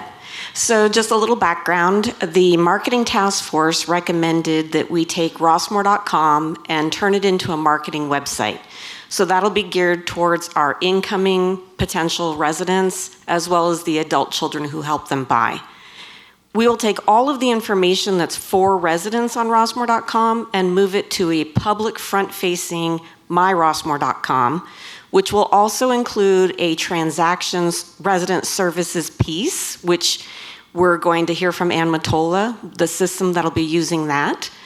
And the other part that would be built into My Rossmore would be a communications channel that could be used by our clubs, our mutuals, and our residents. Next month, we will do a full look at what My Rossmore is going to look at. One of the things that we're asking the board to do today would be to reconvene our marketing task force for one meeting so that the marketing task force could dig in a little deeper on what My Rossmore should include. What we're going to talk about today, though, is rossmore.com. And this is the website that we're going to go out and ask a vendor to help with. My Rossmore is the one that staff is building, but we really can't build 2 at the same time. So we're looking for an expert in the field. The one that we've selected as our web designer, we did look at 6 different proposals. 3 of them made sort of the finals cut. A working group of marketing task force decided that Patient 10X was the best one. They definitely had the best understanding of what Rossmore Walnut Creek is, as well as our audience. They're based here locally, so I think that helps. They also had the best number of deliverables for what we can get out of our website, and it was most in line with what the marketing task force identified. We didn't ask for this, but they gave it to us. They gave us an actual visual representation of what our website could look like. And as soon as we saw it, we were like, yeah, that's exactly what we've been thinking about all along. And it's really in line with what Javier, our web content manager, is doing with My Rossmore. So it's nice that those already line up. They also, this was kind of humbling, they analyzed where our current website fell short. And when you read the list, it's like, boy, I should have seen that. But it's really good because if you can identify what's wrong with your existing site, it makes it that much easier to build something that's actually going to work for us.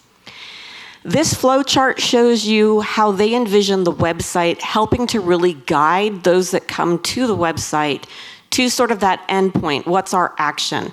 And that's to get them to be ready to connect with us on coming into Rossmore and further down the line, actually getting them to contact a broker to buy. They have also the most comprehensive post-launch marketing plan. We don't have a real marketing team in here. What you get is what I learned in college and what I've kind of kept up on. So it's really nice to have a real marketing expert in the mix.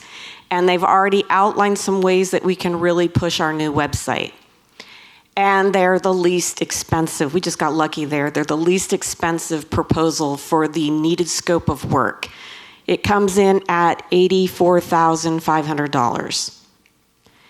They were not the least expensive, however, for the media component.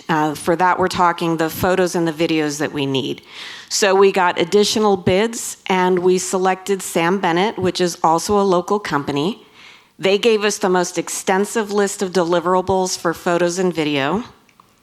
They are also going to give us the most on-site visit time so that we can get the best photos and videos. And they were half the cost of any other proposal. So that one comes in just shy of $32,000. So when we look at the overall cost, you do the website development, the media package. We are going to put in some cost overages of about $8,500 because you always miss something. And in fact, I already missed something. I forgot to put the fitness center in there, so we know we're going to dip into that. So all in, it's $125,000, and that's coming from the actual NetSuite capital funds, which the board had already approved. When you're looking at the overall NetSuite capital funds that pertain to the website component, and this includes what Ann's going to talk to you about in a little bit with Vermont Systems, you're looking at the $125,000 for Rossmore.com's development, the Vermont Systems setup, which again will be part of my Rossmore at $12,500. And then Celigo is the bridge that we need to connect to NetSuite. That way, all of our points of transaction go back to our accounting system. It connects to member records. So that's $20,000 for the capital setup. So all in, $157,500, and that is in the NetSuite funds already. Are there any questions? I just want to kind of sum it up for the residents. There's a misunderstanding that we're paying this money for just website design. It's not just that. Correct me if I'm wrong, we're hiring someone who knows how to market online. Correct. That's what we're paying for, that expertise, not just creating a website. That's correct. Okay. And Adrian very wisely pointed out in planning, when you looked at that flow chart of getting them to the point of actually being ready to buy, Adrian said, couldn't we monetize that? There is a lot of opportunity to monetize within the new Rossmore.com. What we need to do first is build it, but we have the right person to help us really understand how to maximize getting actual revenue out of this website. He will build in our existing ad positions, so we are not going to lose the $50,000 that we already have budgeted for digital advertising, but there is going to be that ability to grow it.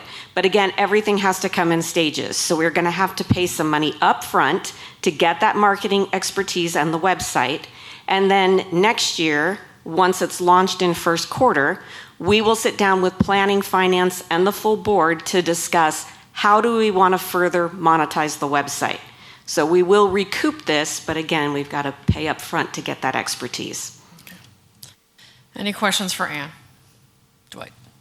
Well, I just want to say that this is the culmination of a lot of work on Ann's part and both Ann's, but the marketing task force as well. This is the design that everybody came to the consensus that this is what we wanted to do. The board approved it, and I just want to thank both Anns for moving this forward.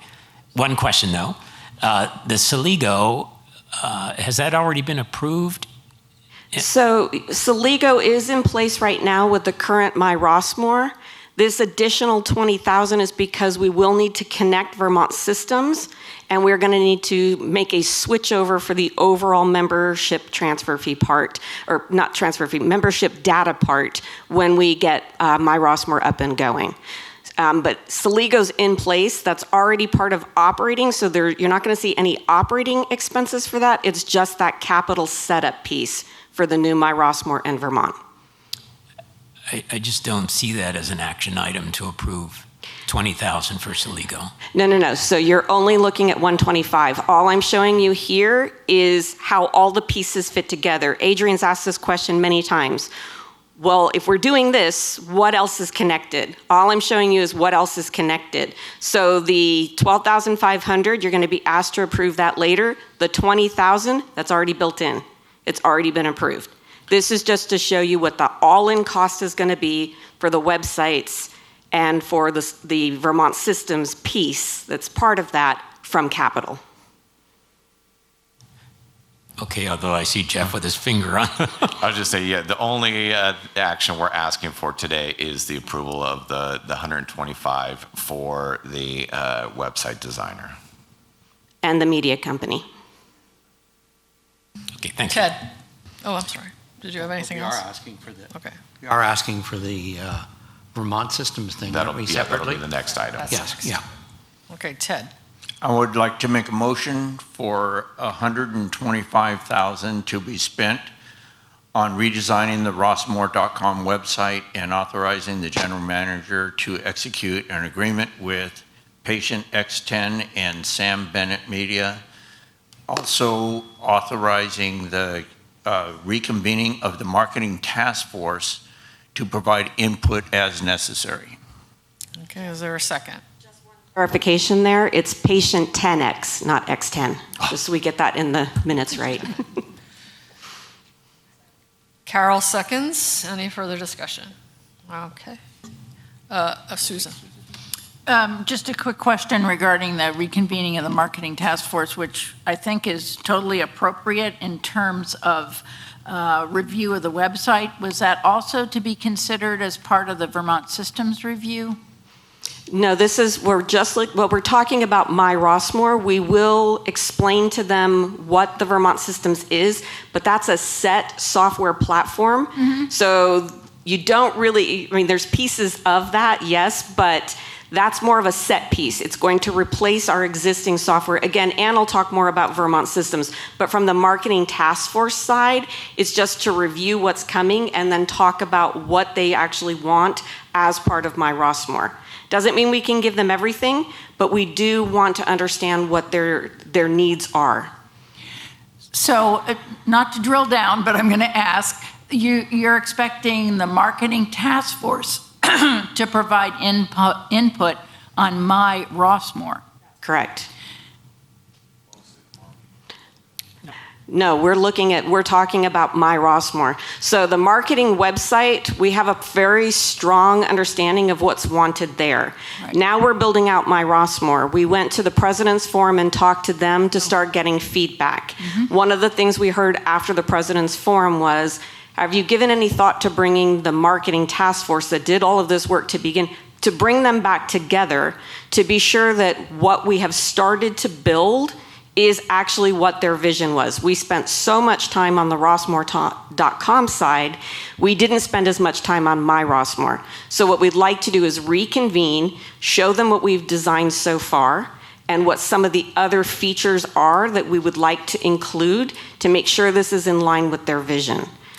So just quickly, one last comment. I completely understand that.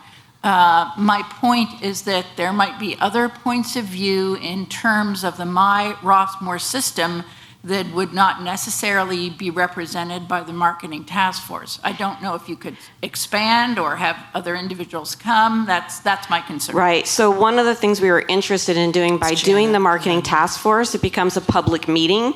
We report on it in the Rossmore News. This is when we get it out to the public and we start to get feedback from the public overall.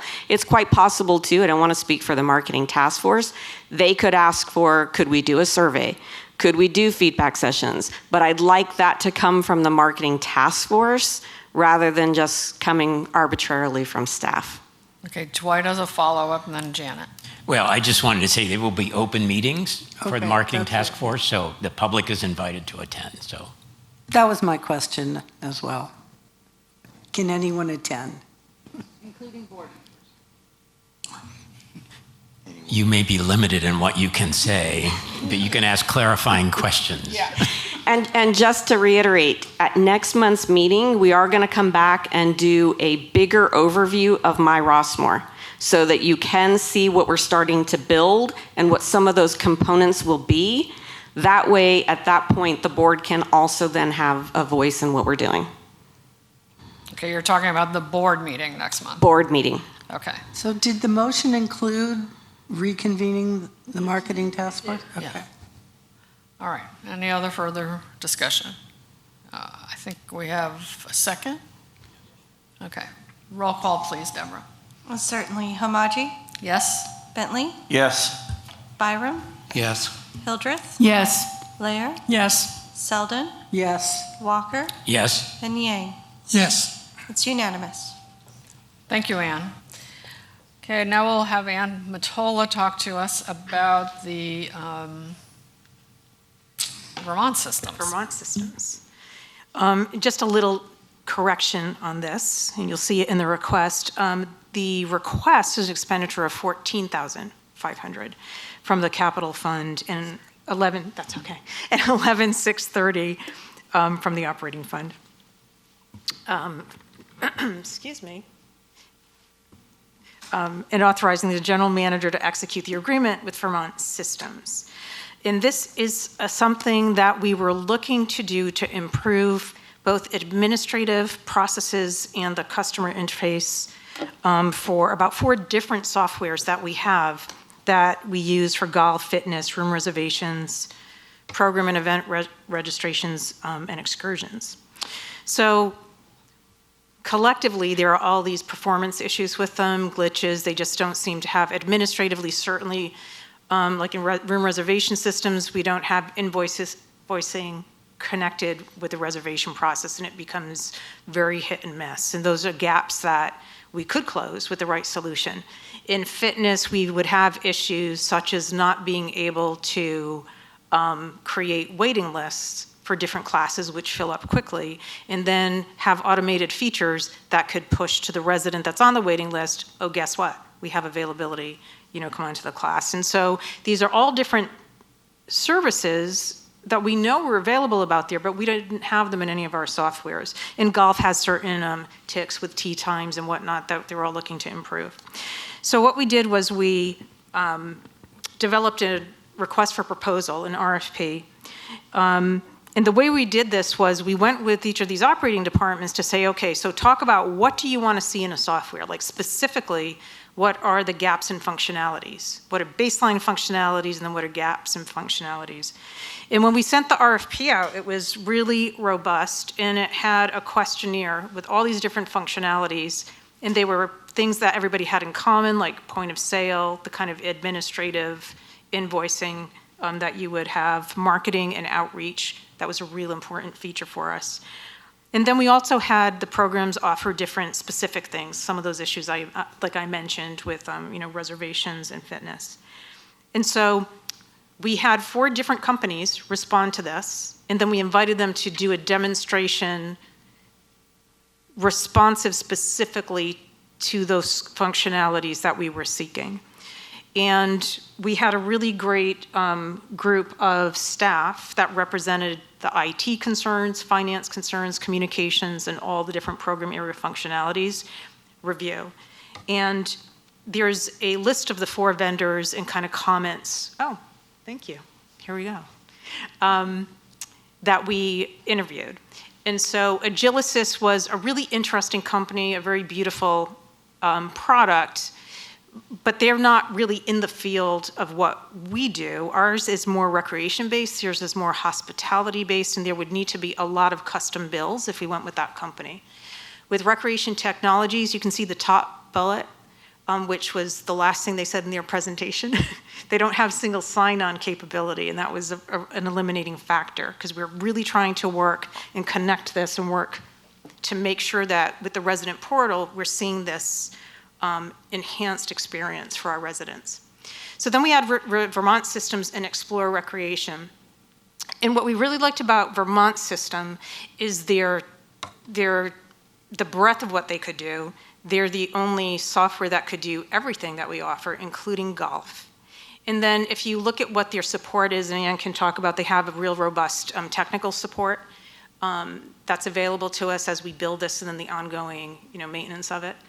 And also they've been around since like 1985. They're very trusted, vetted out.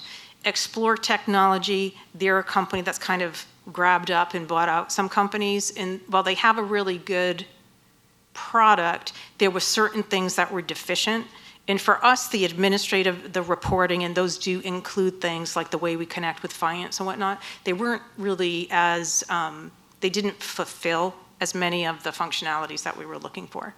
So, our request is to, again, approve the funding, and the $14,500 are the capital startup costs. The ongoing annual subscription is $34,890, and that's pretty close to what we're paying right now annually for all those different softwares. So with that, I'm happy to answer any questions. Any questions for Ann? Question? Adrian? I noticed a letter that was sent to the board a few days ago talking about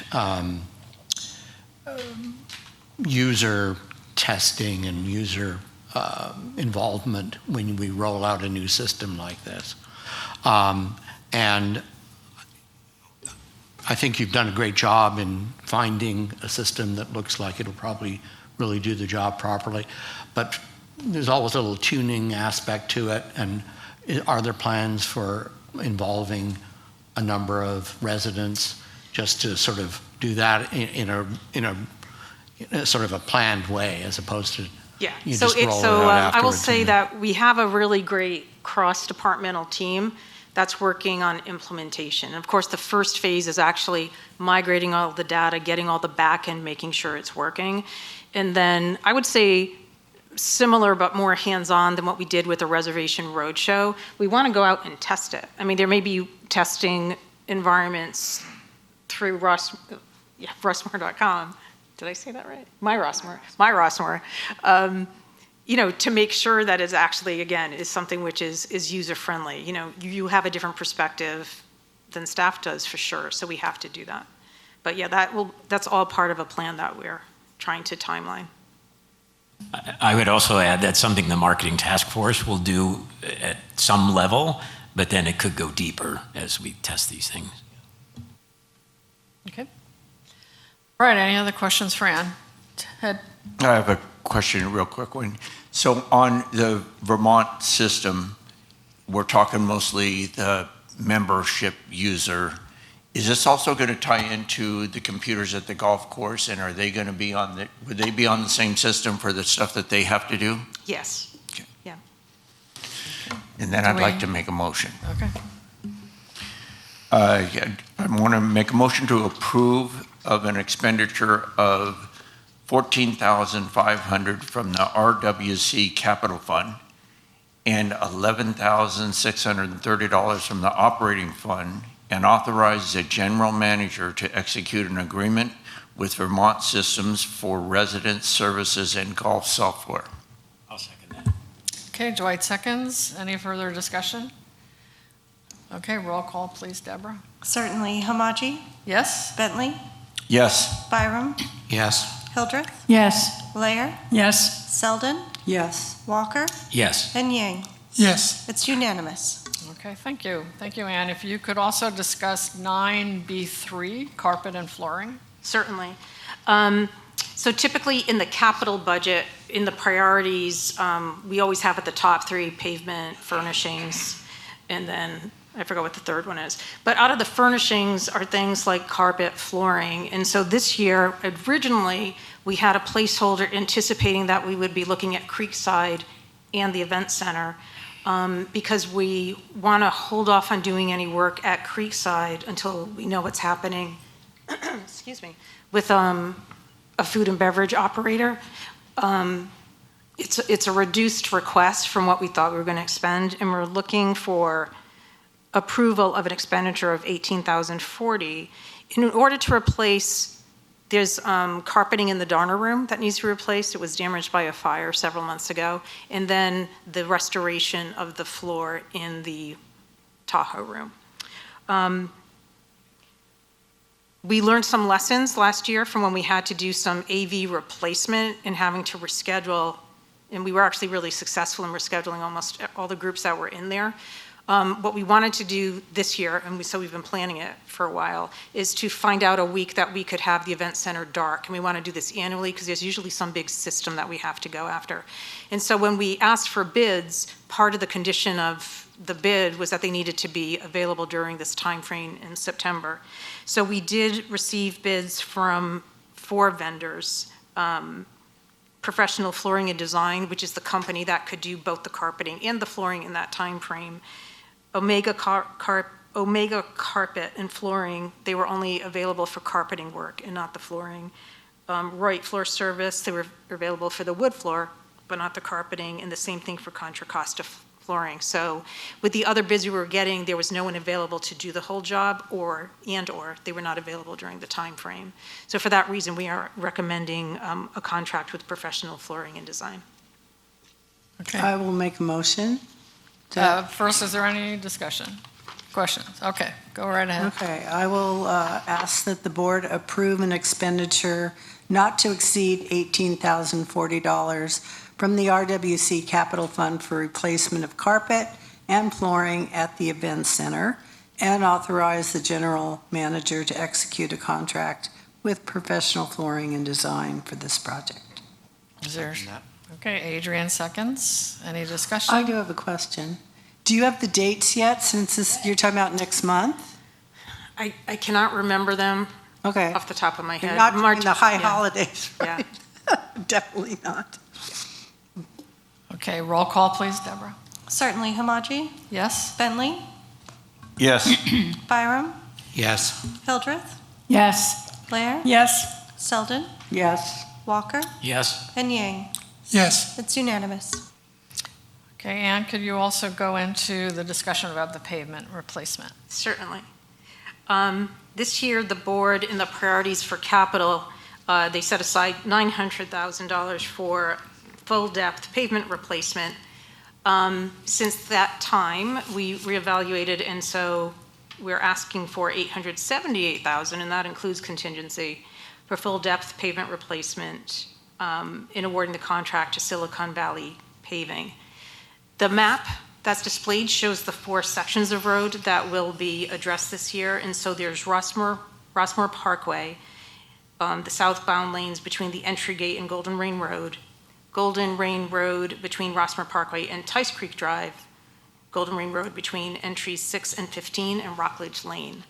Martine Lemons is dialed in on Zoom if there are any technical questions about the project, and I'm also happy to attempt to answer any questions that you have. Any questions? Do we have a motion? I have a question. Okay.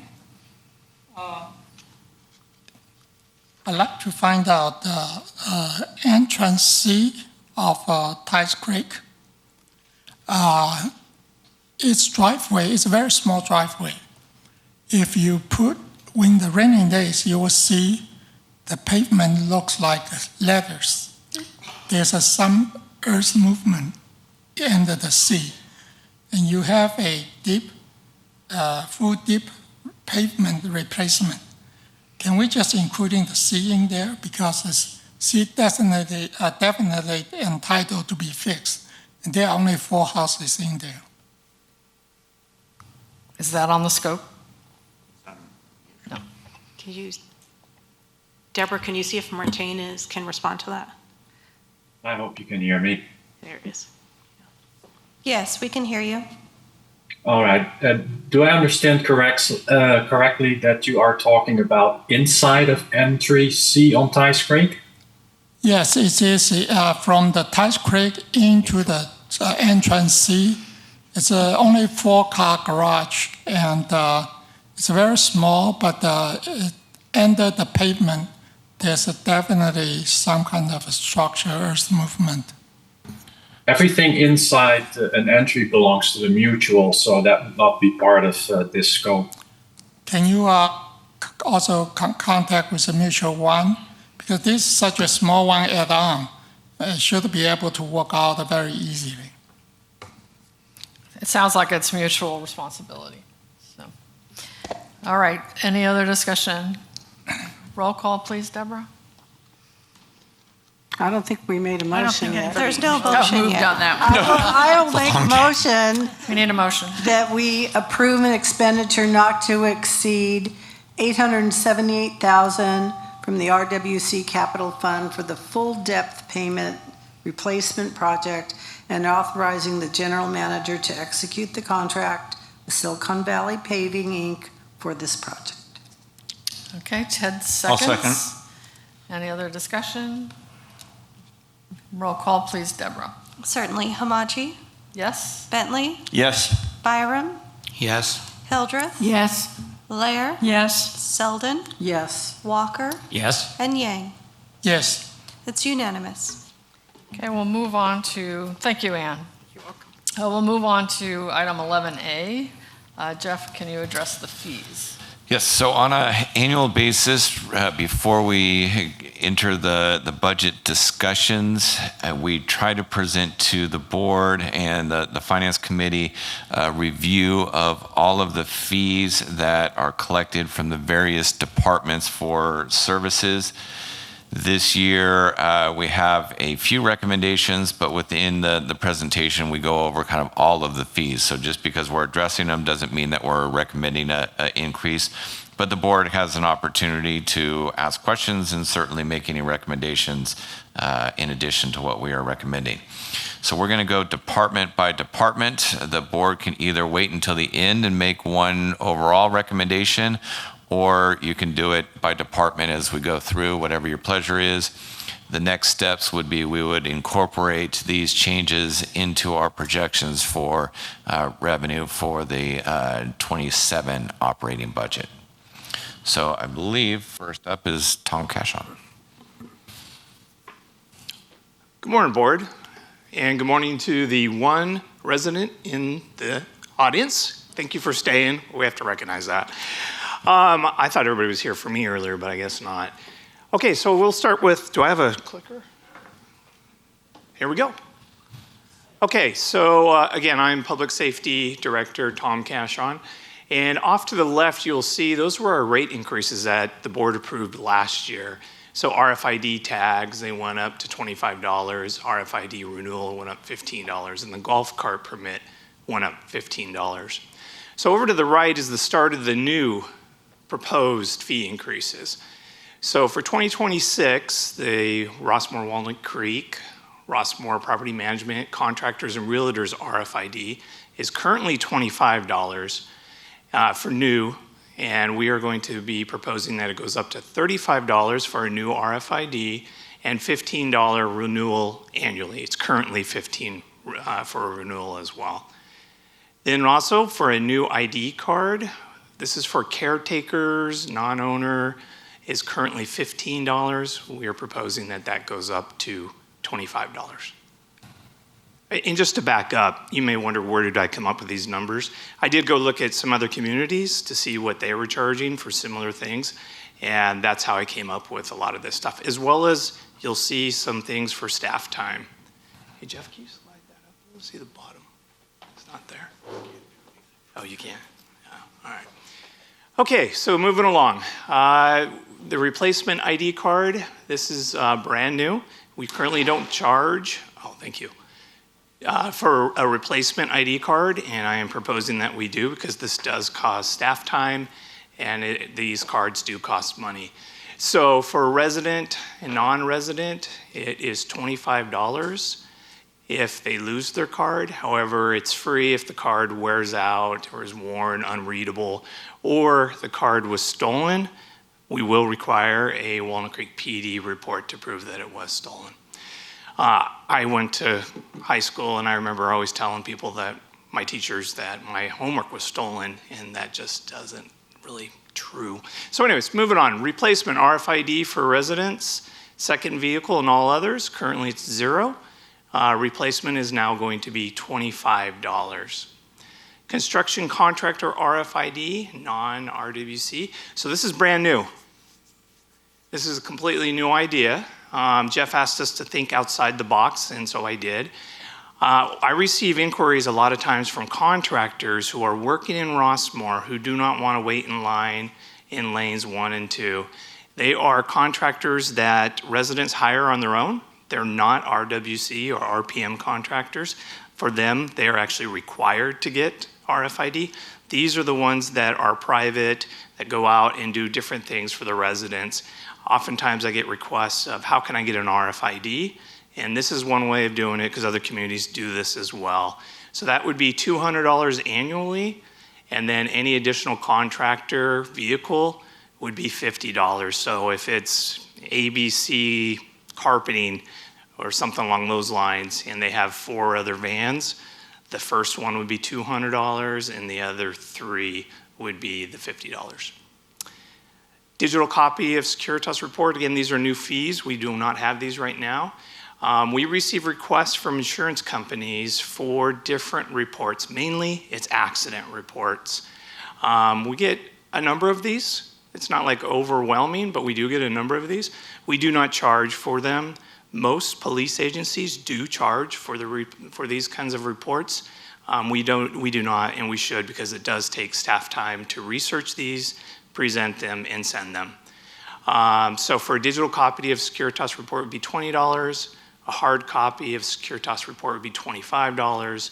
A digital copy of a video would be $25. and a hard copy with a, sometimes it's requested, can you send it to me on a thumb drive? CD, that's very rare, but I still put it on there, would be $50. Tom, just a quick question. Yes. The cards for the contractors that are not affiliated with RWC, it's a private contractor coming in. Currently, a resident would have to call that person in to the gate to give authority. Now we're giving a company free rein to come in here. We don't know that they're actually doing work here. Is there any vetting of those companies before you issue the card to them? Yeah, absolutely. There would be a vetting process that they would have to go through. They would have to apply, and then we would also make sure that they are a legitimate company and that they are in good standing. Also, they'd be limited to when they can come in. They would only be allowed to come in Monday through Friday during normal contract hours, which is 8 to 4. Okay. Ted? So, I'm sorry. Go ahead, Ted. Okay, so an individual contractor comes in his truck, logo on the side and everything, but he has a bunch of employees that are in personal cars, and he's going to be working on this for 6 months. And so would we be that other, for the per vehicle, the $50, is this going to be someone in their personal car going to be having the access along with it just because they're affiliated with the contractor? No. Good job. Okay. So my question was, you see plumbing companies particularly and some electrical ones that are coming in well outside the Monday, Friday, 8 to 4. You've got a sink that's blocked or something of that sort. Would they be required to come through the security gate, or would the RFID allow them in? So after hours, they'd be required to come in through lanes 1 and 2 and to be checked in because they need to notify us when they're doing those things, those after-hour works. Okay. Susan? Yeah. I'm sorry, I had a quick question on the first page, Tom. I don't think you have to go back there, but okay. I noted that in 2025, we had our RFID renewal for $15. I have never been charged for the RFID renewal for $15. What? Just kidding. I don't think it's because of who I am. I mean, I'm just kidding. I fill out No. those forms, I send them in, I got 2 RFID tags, I've never been asked for $15. Residents, for your first vehicle, you are not charged any renewal fee. And also, even for your second vehicle, you're not. But for your second vehicle, you are charged an RFID tag fee. Does that make sense? So for residents, you get a free RFID for your first vehicle, and there's never a charge for renewing. Oh. For your second vehicle, you pay $25 for the tag, but there is no fee for renewing that tag. Oh, okay. So I was reading this wrong. I'm sorry. Okay. Who gets charged the $15? So for that, a lot of people do. So if you're a sponsor of, like, let's say, your caretaker. Yeah. Okay. Yeah. Thank you. You bet. Okay, thanks, Tom. You bet. Okay, so let's move on to our last slide, which is kind of unique and interesting. I would like to propose this would be a prospective buyer pass, and we're going to name it Live More, Rossmore. Or Love More, Rossmore. No? Okay. All right. So, again, this is an idea that Ann and I came up with to encourage people to come here and pretty much explore Rossmore and see what it's like, take advantage of our amenities for one day, and be able to see what it's like here, to see if this is a place that they would like to move to. Kind of goes into the marketing as well. The idea of this is really just an idea to see if you guys are warm to it, if you would like us to pursue it. If you ask me questions like, well, how many days can they come? I would probably assume it's going to be just one day a year kind of thing. It'd be limited. We don't want a bunch of people running around taking advantage of amenities or impacting our residents. So obviously there would be a lot of questions we would have to go through. This would have to go through policy and then actually have to come back to the board. So this has not been fleshed out. It is not. It's whether or not you guys are interested in doing some kind of prospective buyer day pass. I proposed $100. There's some other communities that charge $250 to do this. I thought $100 was a good start. And it doesn't mean it has to be 100. I'm just throwing that up there to see if this is something that would be good. We do get this quite a bit. I do get questions about, can I just come in and check it out? No, you can't just come in and check it out. You have to be a guest of someone to come in and check it out. So this is kind of our way. And if it was, we even talked about golf. We fleshed a little bit. But like for golf, you would still have to make a reservation. You would still have to pay the golf fees like anybody else would. But for a lot of the other amenities, no, you could go and explore them and participate in them and see what it's like here in Rossmore. First Dwight, then Janet. Yep. So the marketing task force grappled with this whole concept and whether it was an ambassador program or whatever, because everybody recognized that once you drive in and you see the valley, you want to buy. And right now we've got big barricades up to that obstacles, I should say, that people can't do that unless they come in with a realtor. And some people are hesitant to contact a realtor until they're really serious and they want to see it. So I would applaud fleshing out this idea. There's obviously a lot of details. I also think you're a little cheap on that, but details to follow, I guess. My question is, what impact would this have on the staff? I mean, let's say someone says, well, I want to go work out at the gym, and then is somebody responsible for that person? Like, they're not a resident, they're not, are they covered? You know what I mean? So a lot of details, like Tom said, do have to still be fleshed out, but that's one reason why there has to be an associated cost. It would run through my department, the communications department, where we would have them apply.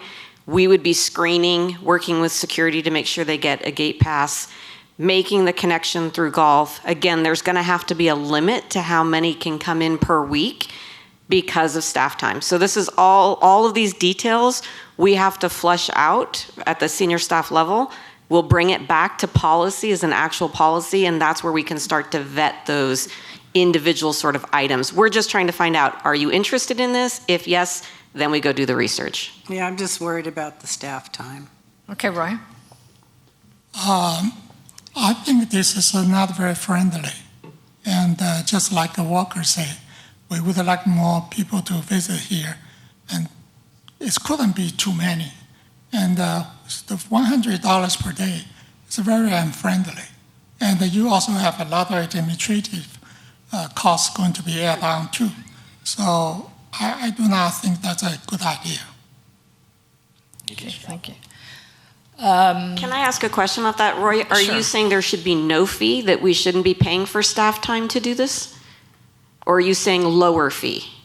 If you want to charge a fee, I think $10, $15 is okay. But $100 is very unfriendly. Well, we again, when we come back, have an actual policy for this, if the group decides this is what you'd like us to do, we will explain how much and why that fee is being charged. Yeah, I wanted to say that I like the idea. I think it does need to be fleshed out, and I just wondered if that 100,000, how are you entering that into the budget if you don't know the parameters at this point? Right now, we're not building into the budget at all. It's Okay, going to it's take a just process to go through. It's probably going to take Like- several months, so Okay, it won't at the moment. good, thank you. All right, any other discussion? Oh, Leanne, could we do a straw We're not vote done. on that idea? Could we do a straw vote on that idea? okay. Let's do a straw vote. How many, show your hand if you are in favor of the idea of the $100 guest pass. Okay, looks like it carries for a straw vote. Could I just make a comment? Just a quick comment. We're not tying ourselves, well, at some point, if we take actual action, I don't want to tie into the $100. We're just approving the concept, right? Yeah. Okay. No, it could be 150. Yeah, it'd be 300. Thank you very much. Thank you, Tom.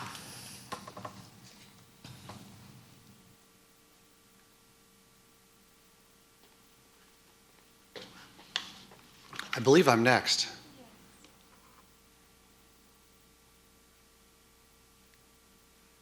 Okay. Big button. Oh, there we go. Thank you. Okay, so on the golf fees for next year, these are the things we're looking at. Once again, as I do annually, I looked at the rates of other golf courses, got a comparison going. You can see we've added one there of the proposed fees also in the second column. Just kind of a general idea. You can see that we're pretty close with our fees in many areas. There's reasons why fees may go up and down at certain other facilities. But when really analyzing the fees, as I mentioned to the Finance Committee meeting, really it starts with costs. We've been reporting for the last 2 or 3 months about the water in the creek and what we're getting in the lake. And of course, it was on front page this week, so the timing is really good to see what's going on there. And it's unfortunate, but definitely in July, we were pumping over 335,000 gallons a day of East Bay mud compared to 183 last year. And the big caveat there is it really hasn't been hot this year. So that's not it.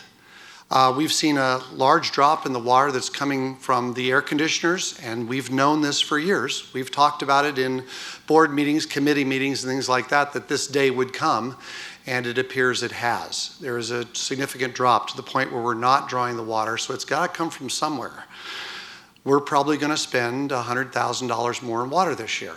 That's just the way it is, and that's to keep the golf course green. And that certainly plays into my idea with the budget, which I think is the next slide. Here we go. Yes, I've picked that number up in several different areas. I'm suggesting that the annual card go up from $2,240 to $2,400. Same with the 9-hole proportionally. No change in the daily fees for residents. They went up not too long ago. Although the guest fees and the quarterly fees for the annual also, or they wouldn't be annual, the quarterly fees also go up in coordination with the annual. And then I'm suggesting that even though the guest rates went up last year, we raised them again just a little bit, $1 or $2 per, along with the resident-sponsored guests that went up $300 last year, add another $100. All of this would bring in over $200,000 in fees, which would easily offset the water and probably help lower the coupon generally, which is the idea. So are there any questions? I don't think I have a third slide. Nope, that's somebody else. Just checking. I thought I only had the 2 slides.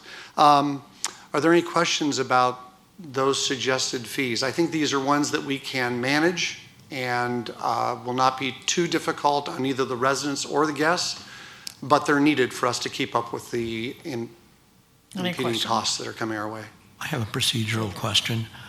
Do we want to approve these different fees individually, like golf, et cetera, or do we want to do them all as one big thing?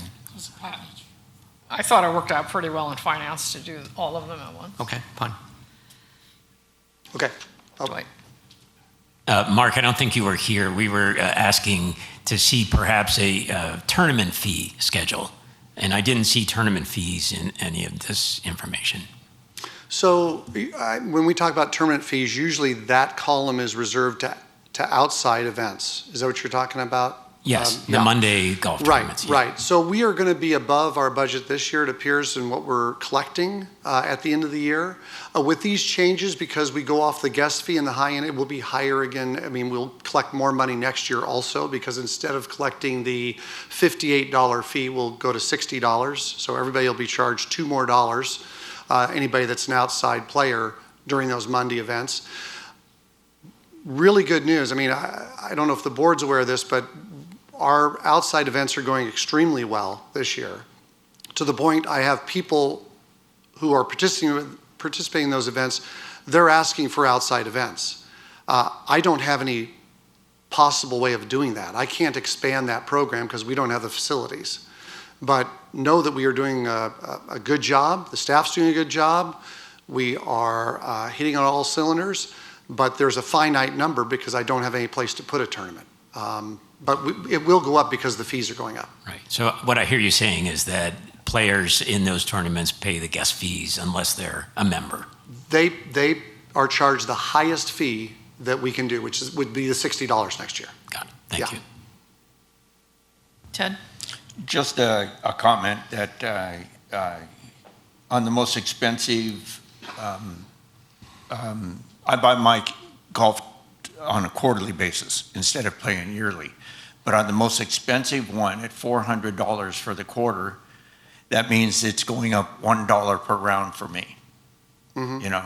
Yeah. And that's, and just so you kind of get a perspective, I only pay $16 a round at that by playing twice a week. So this is still a super amazing deal when you look at compared to all the other golf courses around. I will mention one thing on the outside There events. goes the money guy. In full disclosure, I do have to mention one thing on the outside events. We do have an early season one we do in April, which we do not charge, and that's the high school championship we've held here for many years, where 27 to 28 high schools come in and play. I will ask that for again during the budget season or in the tournament season in October, because that's a wonderful event. It gives back to the communities. I would like to keep doing that. We do not charge green fees for that one. Those kids don't get allowances? All right, thank you, Mark. Yes.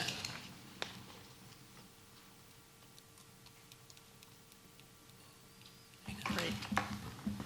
So now jumping into all of the resident services fees. So for fitness and aquatics, we implemented a number of fee increases in '24, and there are no increases proposed for next year with two exceptions. One of them has to do with the discounted 10-pack for 50-minute classes for small group training. For some reason, when it was put into effect, when the actual base rate was increased, someone attached like a 30% discount, where typically it's closer to 12 if you get a group, if you do a bulk purchase. So we wanted to adjust that from $10 per class to $13. And the other one, the guest pass, we had the board approved an increase to $15 per guest pass in 2024, but it wasn't implemented. So we wanted to disclose that and bring it back to the board. I'm going to be jumping into reservations next, so I don't know if there were questions on fitness before I. Why wasn't it ever implemented?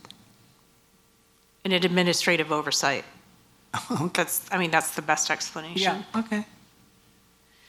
So the next few slides are all of the room reservation fees, and the way they're being presented to you, except for the little notes on the sidebars, are the way they appear on the fee reservation form that's available online. And so really, it's just to present them. We have no increases proposed for 2026. So these are all of the rooms and the rental rates that are flat rates for private residents, private reservations. These hourly and block rental fees also are for resident private reservations only. These don't apply to clubs. And the same for this page. So again, all of the private reservation rates remain unchanged.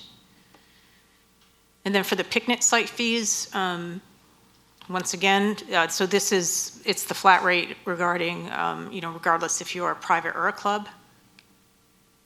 Ann? Yes.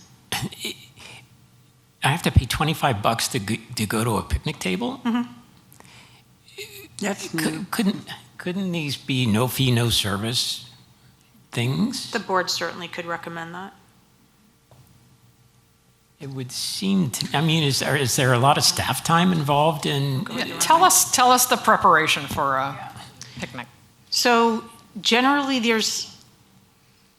what happens is, because the picnic sites are outside and people will use parks many times, or picnic sites, without reserving, tables wander.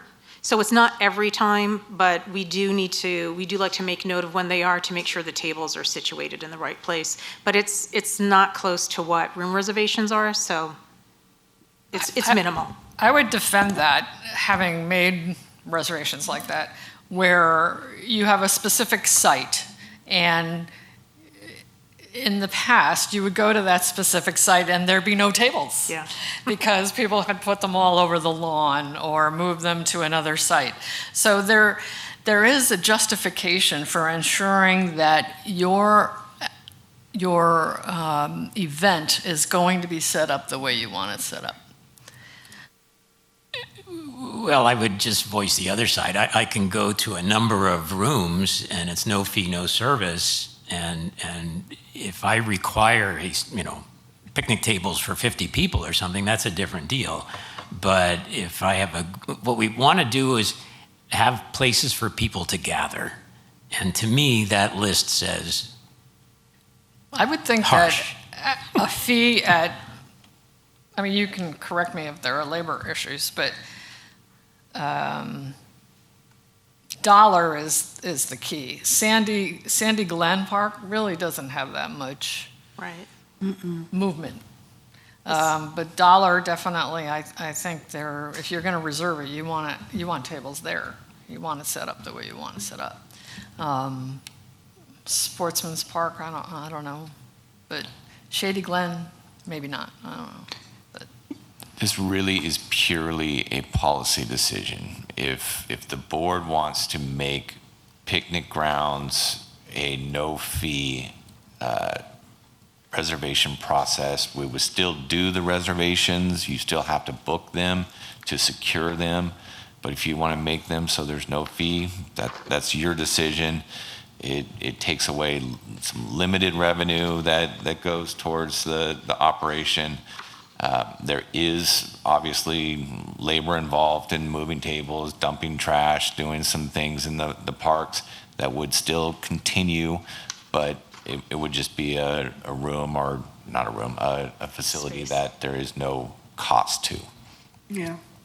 Could I ask a question? I mean, how many fees do we get in a year? It's close to 3,000. 3,000. Just for the picnic area? Just for the picnic. So it's like 75 grand. Yeah. Susan? No, $3,000, not 3,000 reservations. So it's not. So in a way, you wouldn't lose a lot, you wouldn't gain a lot, but having just managed or been involved in an event that took all those dollar sites, we wanted to know for this event that we had reserved those sites and they were going to be for us. Now, but we were setting up, so I mean, not to be rude, but we didn't want a bunch of people sitting around there. We had our event. So it gives you a certainty and also the ability to set up the space as you wanted. So anyway, I think this is a reasonable We would continue to do a reservation process. We would continue to designate space 1 in Shady Glen or whatever it is that you reserve So you could as reserve it yours. still. You would still reserve it. It would be a zero fee. That's an option. You can make it $50 if you want. You can make it zero. The process would be the same.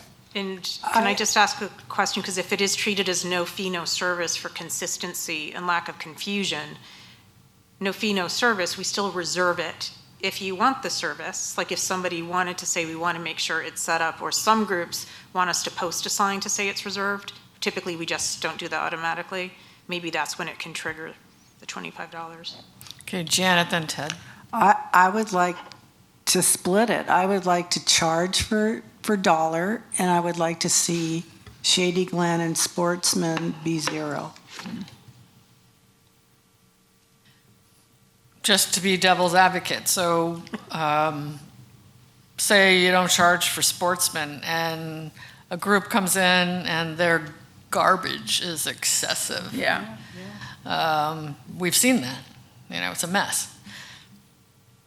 Labor has to take care of that. So I'm almost leaning toward keeping it as it's listed here. Ted, you were next. I was just going to say that I have never, gone to a function that something didn't have to be moved at. And I think that it is, some of them are small, some of them are much larger, some of them take over the whole park, depending on who you're doing. But you always need something done there. I think there should be a fee. And this is we're not talking about a lot of money here, but it is going to be a certain amount of labor cost almost every time you go in there. So I think that we should have some fee in there to help with that situation. Okay, Roy and then Carol. First, like you Ted mentioned, there's some administrative fee for collecting fees. And second, I hate to mention about this. Last year, end of December, we only approved the room surcharges, but turns out a bunch of reservation stuff. Now it's making so much problems among all the residents. And I think just leave it open. And it's a very pleasant, I mean, I never use it, but I think it's a very pleasant place for some residents getting something. And yes, it's a trade-off, but I rather have no fees. Carol? One of the things about no fee, no service rooms is that you have to haul away all your food stuff. When you are on a picnic grounds, you are there to eat food. I cannot imagine that anybody would be hauling away all their food waste. So I really think you need to have these fees so that if nothing else, that somebody picks up the trash. Mm-hmm.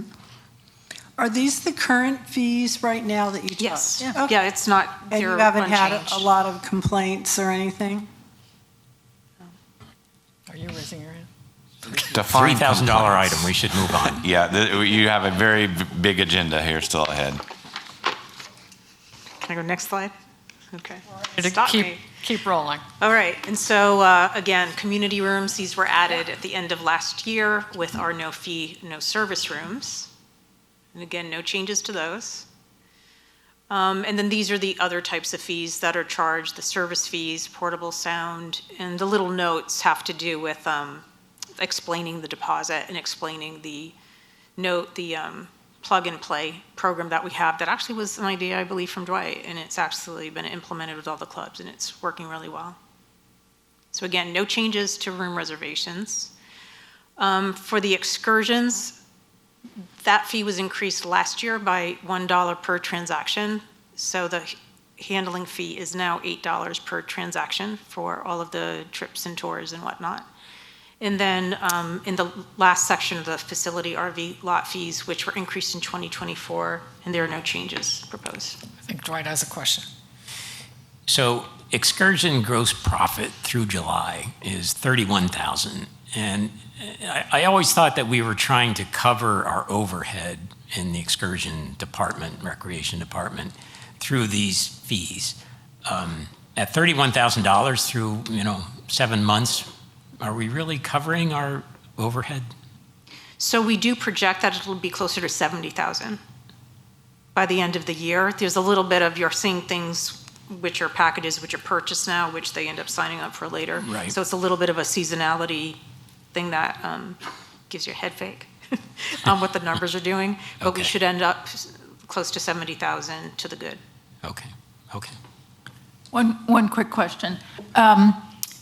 For clubs that have been found to have an outside membership greater than 20%, are they treated as a private entity? So with all of the changes that we had to do which impacted clubs, because the fees are a really big part of that, we brought a bunch of issues to the attention of the policy committee, but then there were some other issues going through policy, so we put a pause on bringing anything back to the policy committee to make decisions on that. So that will start sometime this year, or probably 26. Under current policy, they would have so many months, once it's identified, they would have so many months to make the correction to meet the qualifications of being a recognized club. If they don't do that, then they would no longer be a recognized club, and thus they wouldn't have the preferential treatment for room reservations. They can petition the board, basically send you a letter saying they would like to have a waiver of those requirements. That is up to the board to consider. Oh, thanks. And we can talk that more. We can talk a little bit more about that. The policy committee, as a specific group who has more than the 20%, said to me, "These rates are so good, we'd be willing to pay more." So I'm thinking about an incremental charge for some situations, but we can talk about that more for next year. Super. Okay, thank you, Ann. You were talking about RV lot? Yes, so these fees were evaluated and raised in 2024, and we are recommending that these remain unchanged. Any further questions? All right, thank you.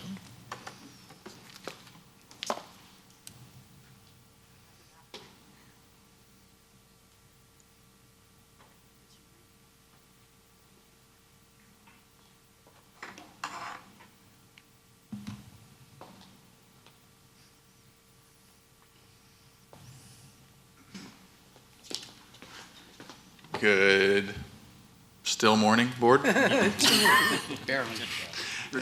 Just for everybody that's in the audience, my name is Jeroen Wright. I'm the director of Rossmore Property Management. So today we're going to discuss some RPM fees as well as some RWC fees. So first of all, we want to discuss the handyman fee. So we're proposing an increase to the handyman fee from $250 or $275 a year to $300 a year. This will increase revenue from approximately $511,000 to approximately $552,000 annually. And then also looking to increase the contractor yard lease space by 5%. When I started in 2023, it was one of my first initiatives to review the contractor yard costs, the lease costs.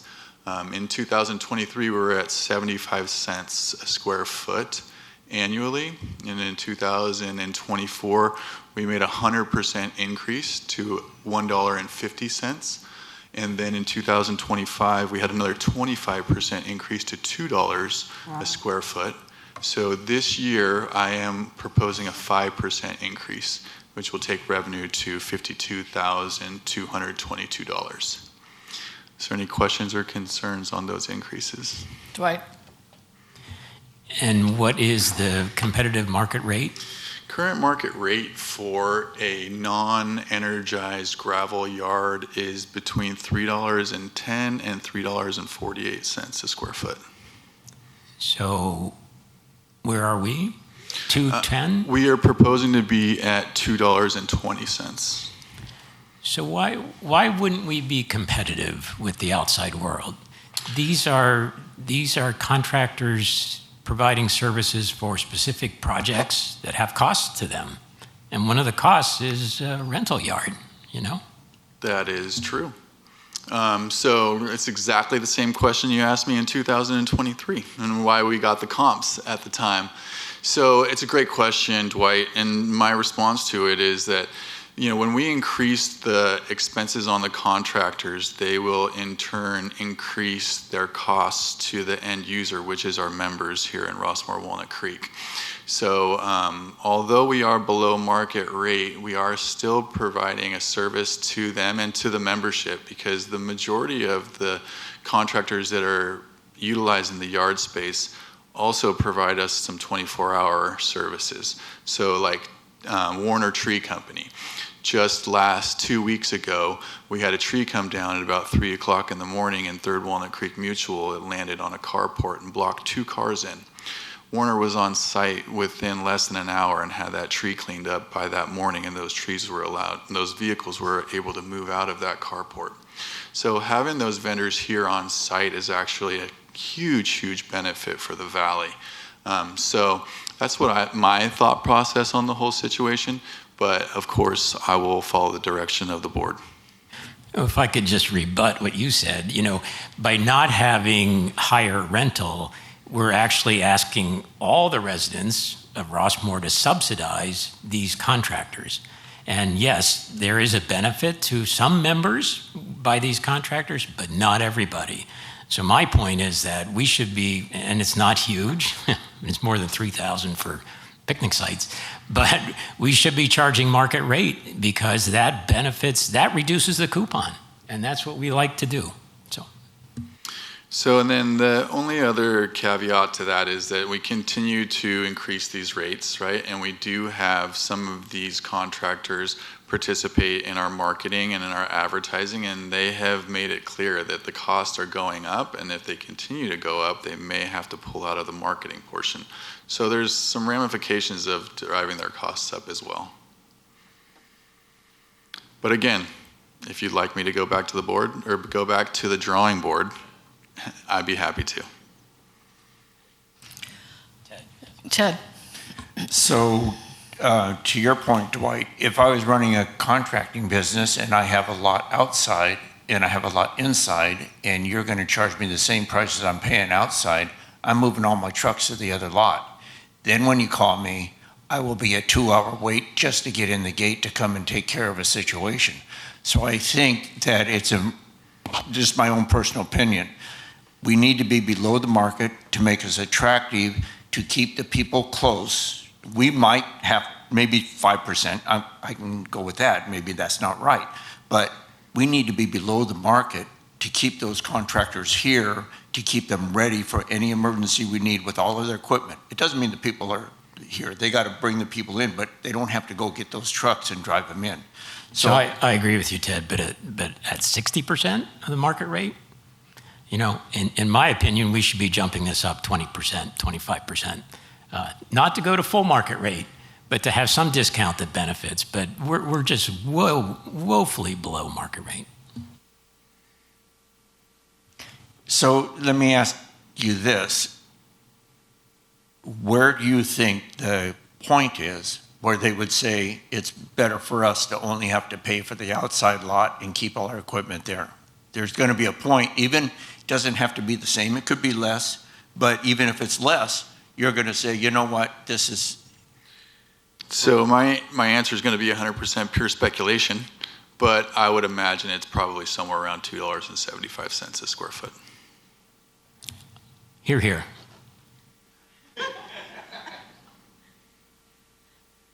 You mean $2.75, they'll say, we're going to go to our other lot. I think that if we were at $3, they would say that, for sure. But I think at $2.75, we may be in fairly good standing. But only time will tell. If we make the move, we'll see what happens. I personally think that at this point it doesn't matter a whole lot, and we are going to be changing. There's going to be something happen with the MOD building that will sort of change the way we organize things, and I think we should look at it anew when we face that issue.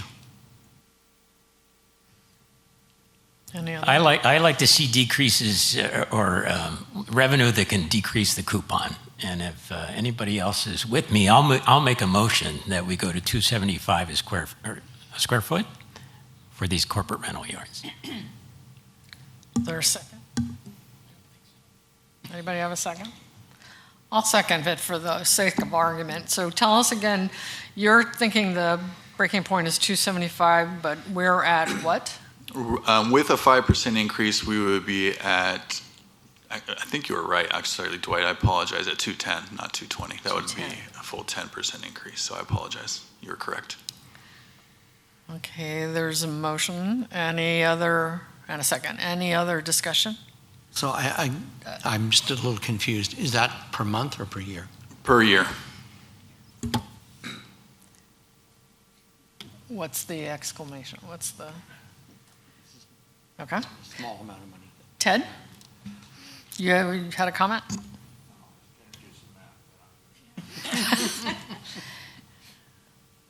All right. Roll call. Any other discussion? Susan. Just real quick, you know, I understand your point of view on that, Dwight. Just noting, there was a pretty significant increase last year, and I know we were revising this, so I'm acknowledging that they had an increase there.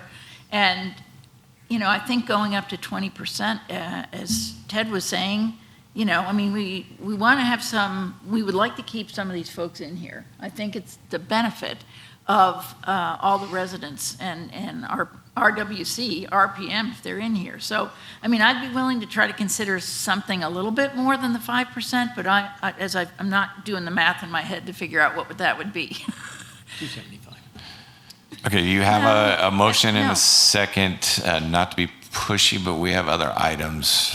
If you want to continue debate, we could continue this at the workshops as well. Yes, we have the room until 12, and it's 12:06. Okay, so let's do a roll call.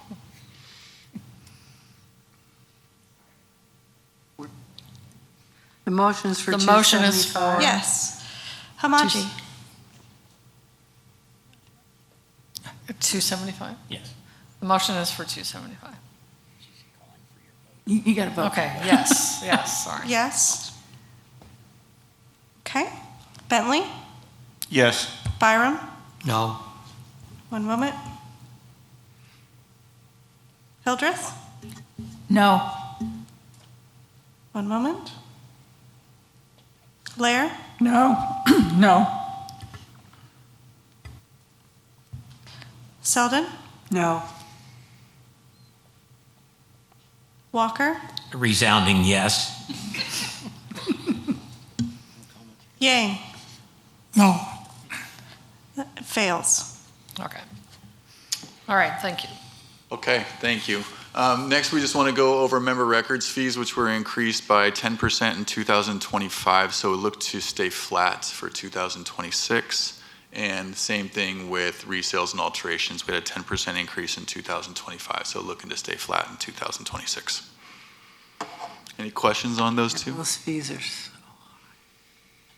And you ruined you went to the marketplace last year and reestablished some significant increase this year. So a no increase makes sense for 2026. Yeah, I totally agree with that, Dwight, and we will look to bring an increase for 2027.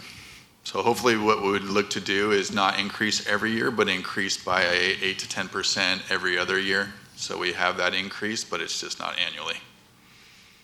A question on these fees.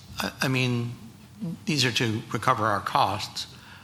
Given that NetSuite does a much better job of handling all this stuff, might we not see an actual increase in profit?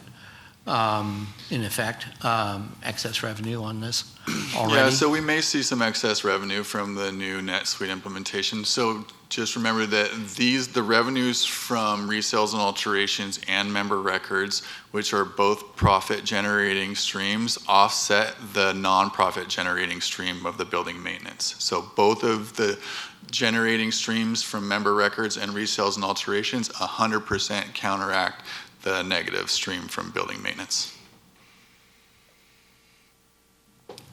Okay, I think we're good. Thank you. Thank you.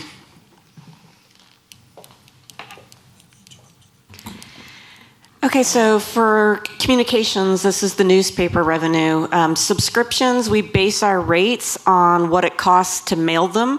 Everyone in Rossmore gets their subscription as part of the coupon, so these are the folks who live outside the gates and the businesses. Classifieds and obits, we are in a really good spot on classifieds. That revenue continues to go up, and I think a major reason for that is because so many of our residents take advantage of this, and I really don't like to put fees on residents if I can avoid it.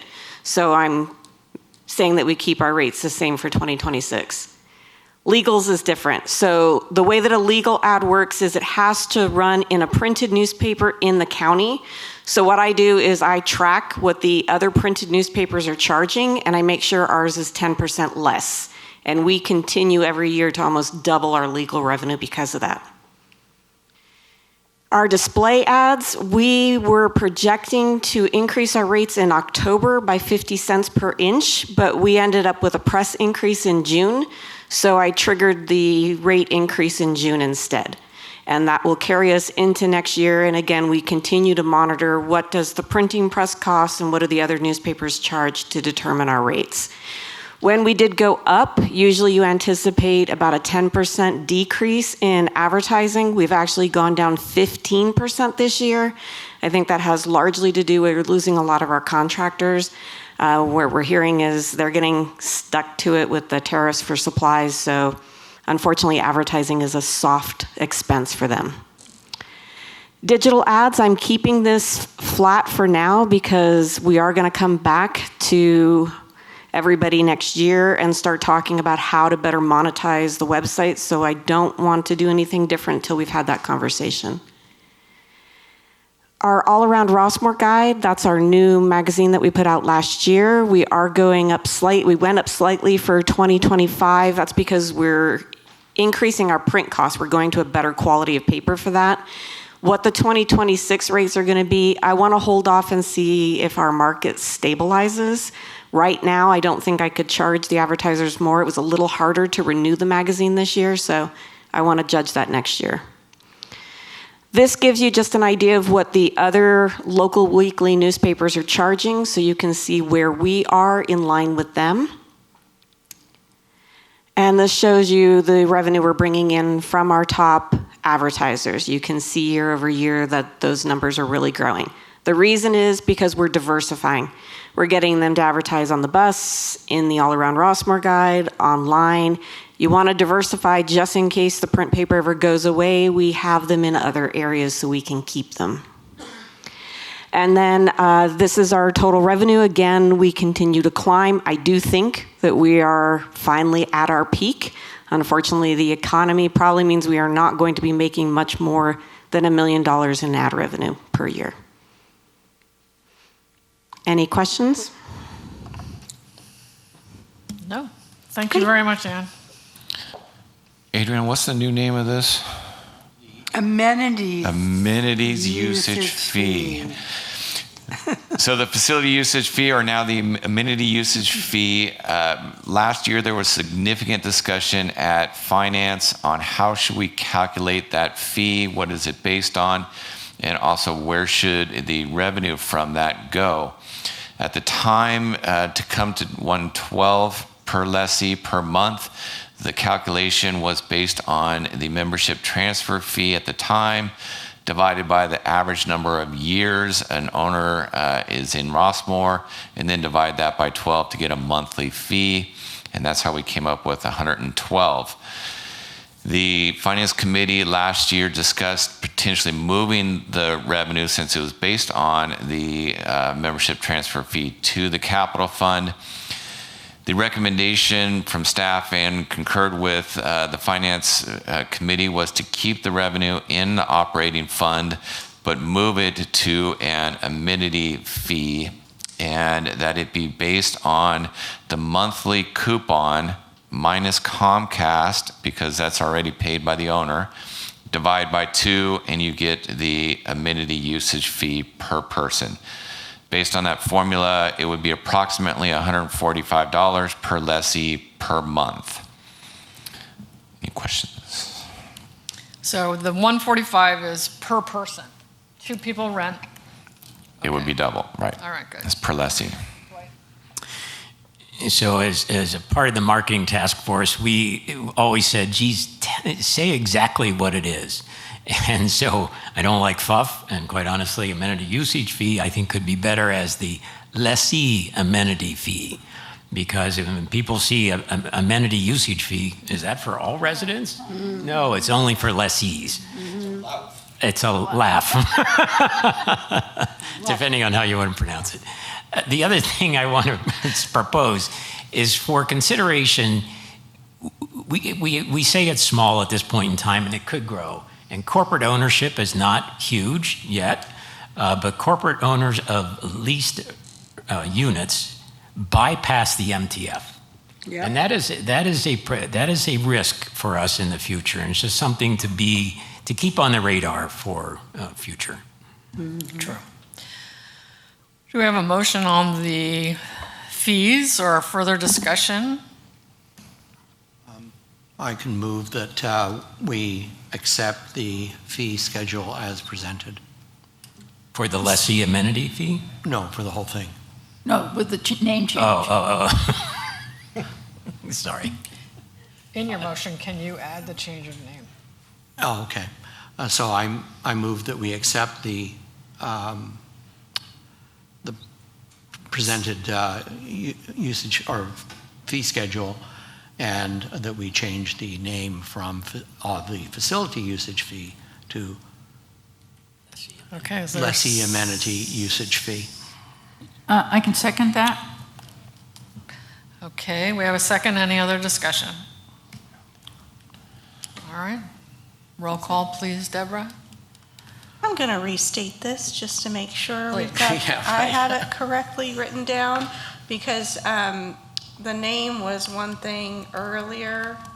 Let's see here. So a motion was made and seconded to accept the fee schedule as presented and change the name facility usage fee to lessee, and then the original name was lessee amenity fee, LAF. Did you want to put lessee amenity usage fee? Quite happy to laugh. LAF is fine. Perfect, thank you. Did I- So that is clear. So Oh, I did. Adrian I made the said no, I motion did. and Susan It's fine. seconded. Okay. And now we're ready for roll call whenever you are. Yes? Okay. Hamachi? Yes. Bentley? Yes. Byram? Yes. Hildreth? Yes. Blair? Yes. Selden? Yes. Walker? Yes. And Yang? Yes. It's unanimous. Okay, Jeff, could you tell us about the gear management? So there are two items within this. This was discussed and approved at your executive session. We are asking that you ratify that decision in open session. And this has to do with a scope of work for LCA Architects to evaluate the space needs and also the property under consideration for RWC to acquire, to make sure that that property would accommodate a future admin building, and also that the building or the site that may be considered is feasible and would meet current building code or zoning code, excuse me. And then there's also an item for gear management that would be for $45,000, and they would provide project management, cost estimating, and really guide the board and staff through the entire process. There are many moving parts in terms of selling 1220, the former medical center, and acquiring new property and making sure that we are in compliance with requirements so we can take advantage of the 1031 exchange for tax purposes. So the recommendation was to approve two contracts, one with gear management not to exceed $45,000, one for LCA Architects not to exceed $60,000. Those were approved. We're asking that you ratify those in open session. Okay, as Jeff said, we've talked about this in closed session. Is there a motion? Well, I will move that the Board of Directors ratify authorization for the General Manager to execute the agreements with Gear Management for Phase 1 due diligence in an amount not to exceed $45,000, and with LCA Architects for Phase 1 feasibility studies in an amount not to exceed $60,000, with that funding allocated from the capital fund. Second. Ted will second. Further discussion. Dwight. So, Jeff, I just want to clarify, this is exploratory with these property issues, and these funds would come out of the forfeited deposit funds that we received from the failed prior sale. Yes, thank you for clarifying that. That is accurate. Any other questions? Just to support the White, I wanted to make sure that our audience and listeners understood this was coming from the forfeited deposit reserve from the last attempt to sell the John Muir building. I didn't know anything about that. When I learned about that reserve, I felt much more comfortable with some of these expenses. Thank you, and that is also in the board packet, so anybody reading that. I think we're ready for a roll call vote. Okay, Hamaji? Yes? Bentley? Yes. Byram? Yes. Hildreth? Yes. Blair? Yes. Selden? Yes. Walker? Yes. And Yang? Yes. It's unanimous. And Jeff, could you also talk about the Berkeley Haas School program we're considering? Yes, last semester we began a relationship with UC Berkeley, and they provided some board fellows under an application for the marketing task force. We had a good experience under that program and are looking to expand. We're looking to renew that program, and we've already submitted an application for that, and that's proceeding forward.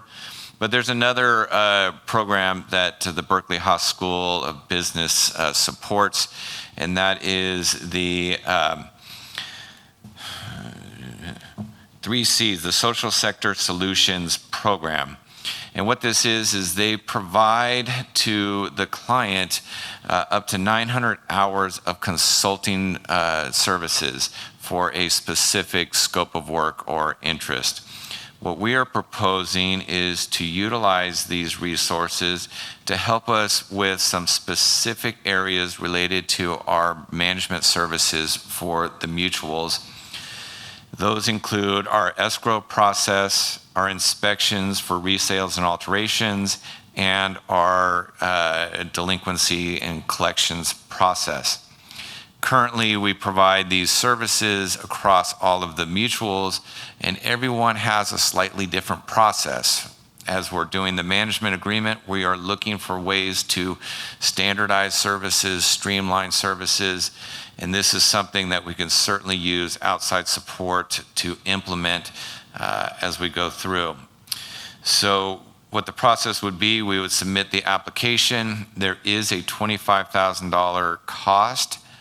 If approved, we would be assigned a team lead as well as 4 to 5 students to accompany that team lead. They would meet with the staff, with the board as necessary, and begin working on this for up to 900 hours of service. They are backed up by professional consulting services as well as the professors that operate the program. There is, I believe, it's not attached, but there is several companies, and Dwight, you can expand on this perhaps, that have successfully partnered with this program. It's been around for quite a few years, and we're just looking to take advantage of our close neighbor here with the university. Any questions for Jeff? Carol? Okay. I move that we authorize the general manager to submit an application for consulting services through the Social Sector Solutions Program sponsored by the University of California, Berkeley, Haas School of Business, at a potential cost of $25,000 to be paid from the operating fund in 2026. Dwight seconds. Any discussion? Yes. Yes. Jeff, so we also have an initiative with KPIs and some, I don't know what else we attach to that KPI. Is that something that we could include in the scope? So the initiative with the KPIs would fall under the Fellows program that we are looking to implement KPIs for our community services side of the house. And that has been approved. There's no cost to that, but we will be initiating that study and review with them as well. Okay, thank you. Roll call, please. Hamaji? Yes. Bentley? Yes. Byram? Yes. Hildreth? Yes. Lair? Yes. Selden? Yes. Walker? Yes. And Yang. Yes. It's unanimous. And Deborah, could you discuss item D? Yes, so while there is no need for board voting, the president does officially appoint a new chair for the audit committee as the previous chair has stepped down. So the president is appointing Sefton Boyers as chair of the audit committee effective immediately and until the chair term ends June 30th, 2026. That's just official business on record. Okay, yes, I will officially appoint Sefton Boyers as chair of the audit committee, effective immediately until the chair term ends on June 30th, 26. I also want to thank Ben Bernstein for serving as the chair of the audit committee for 3 years, and also thank Dan Ring, who agreed to be the interim chair for the past 3 months. And with that, I think we're concluded. The annual joint meeting of the Board of Directors and the Finance Committee will be held on Tuesday, September 9th and Wednesday, September 10th at 9 a.m. in the Fireside Room. It will be also available on Zoom. I encourage residents to attend or watch the proceedings. The board will meet with the Finance Committee to hear the presentations of the proposed RWC and RPM operations budget for 2026. And the end of the month regular meeting of the board will be held on Thursday, September 25th here at 9 a.m. And with that, we will recess to executive session. Thank you, everybody.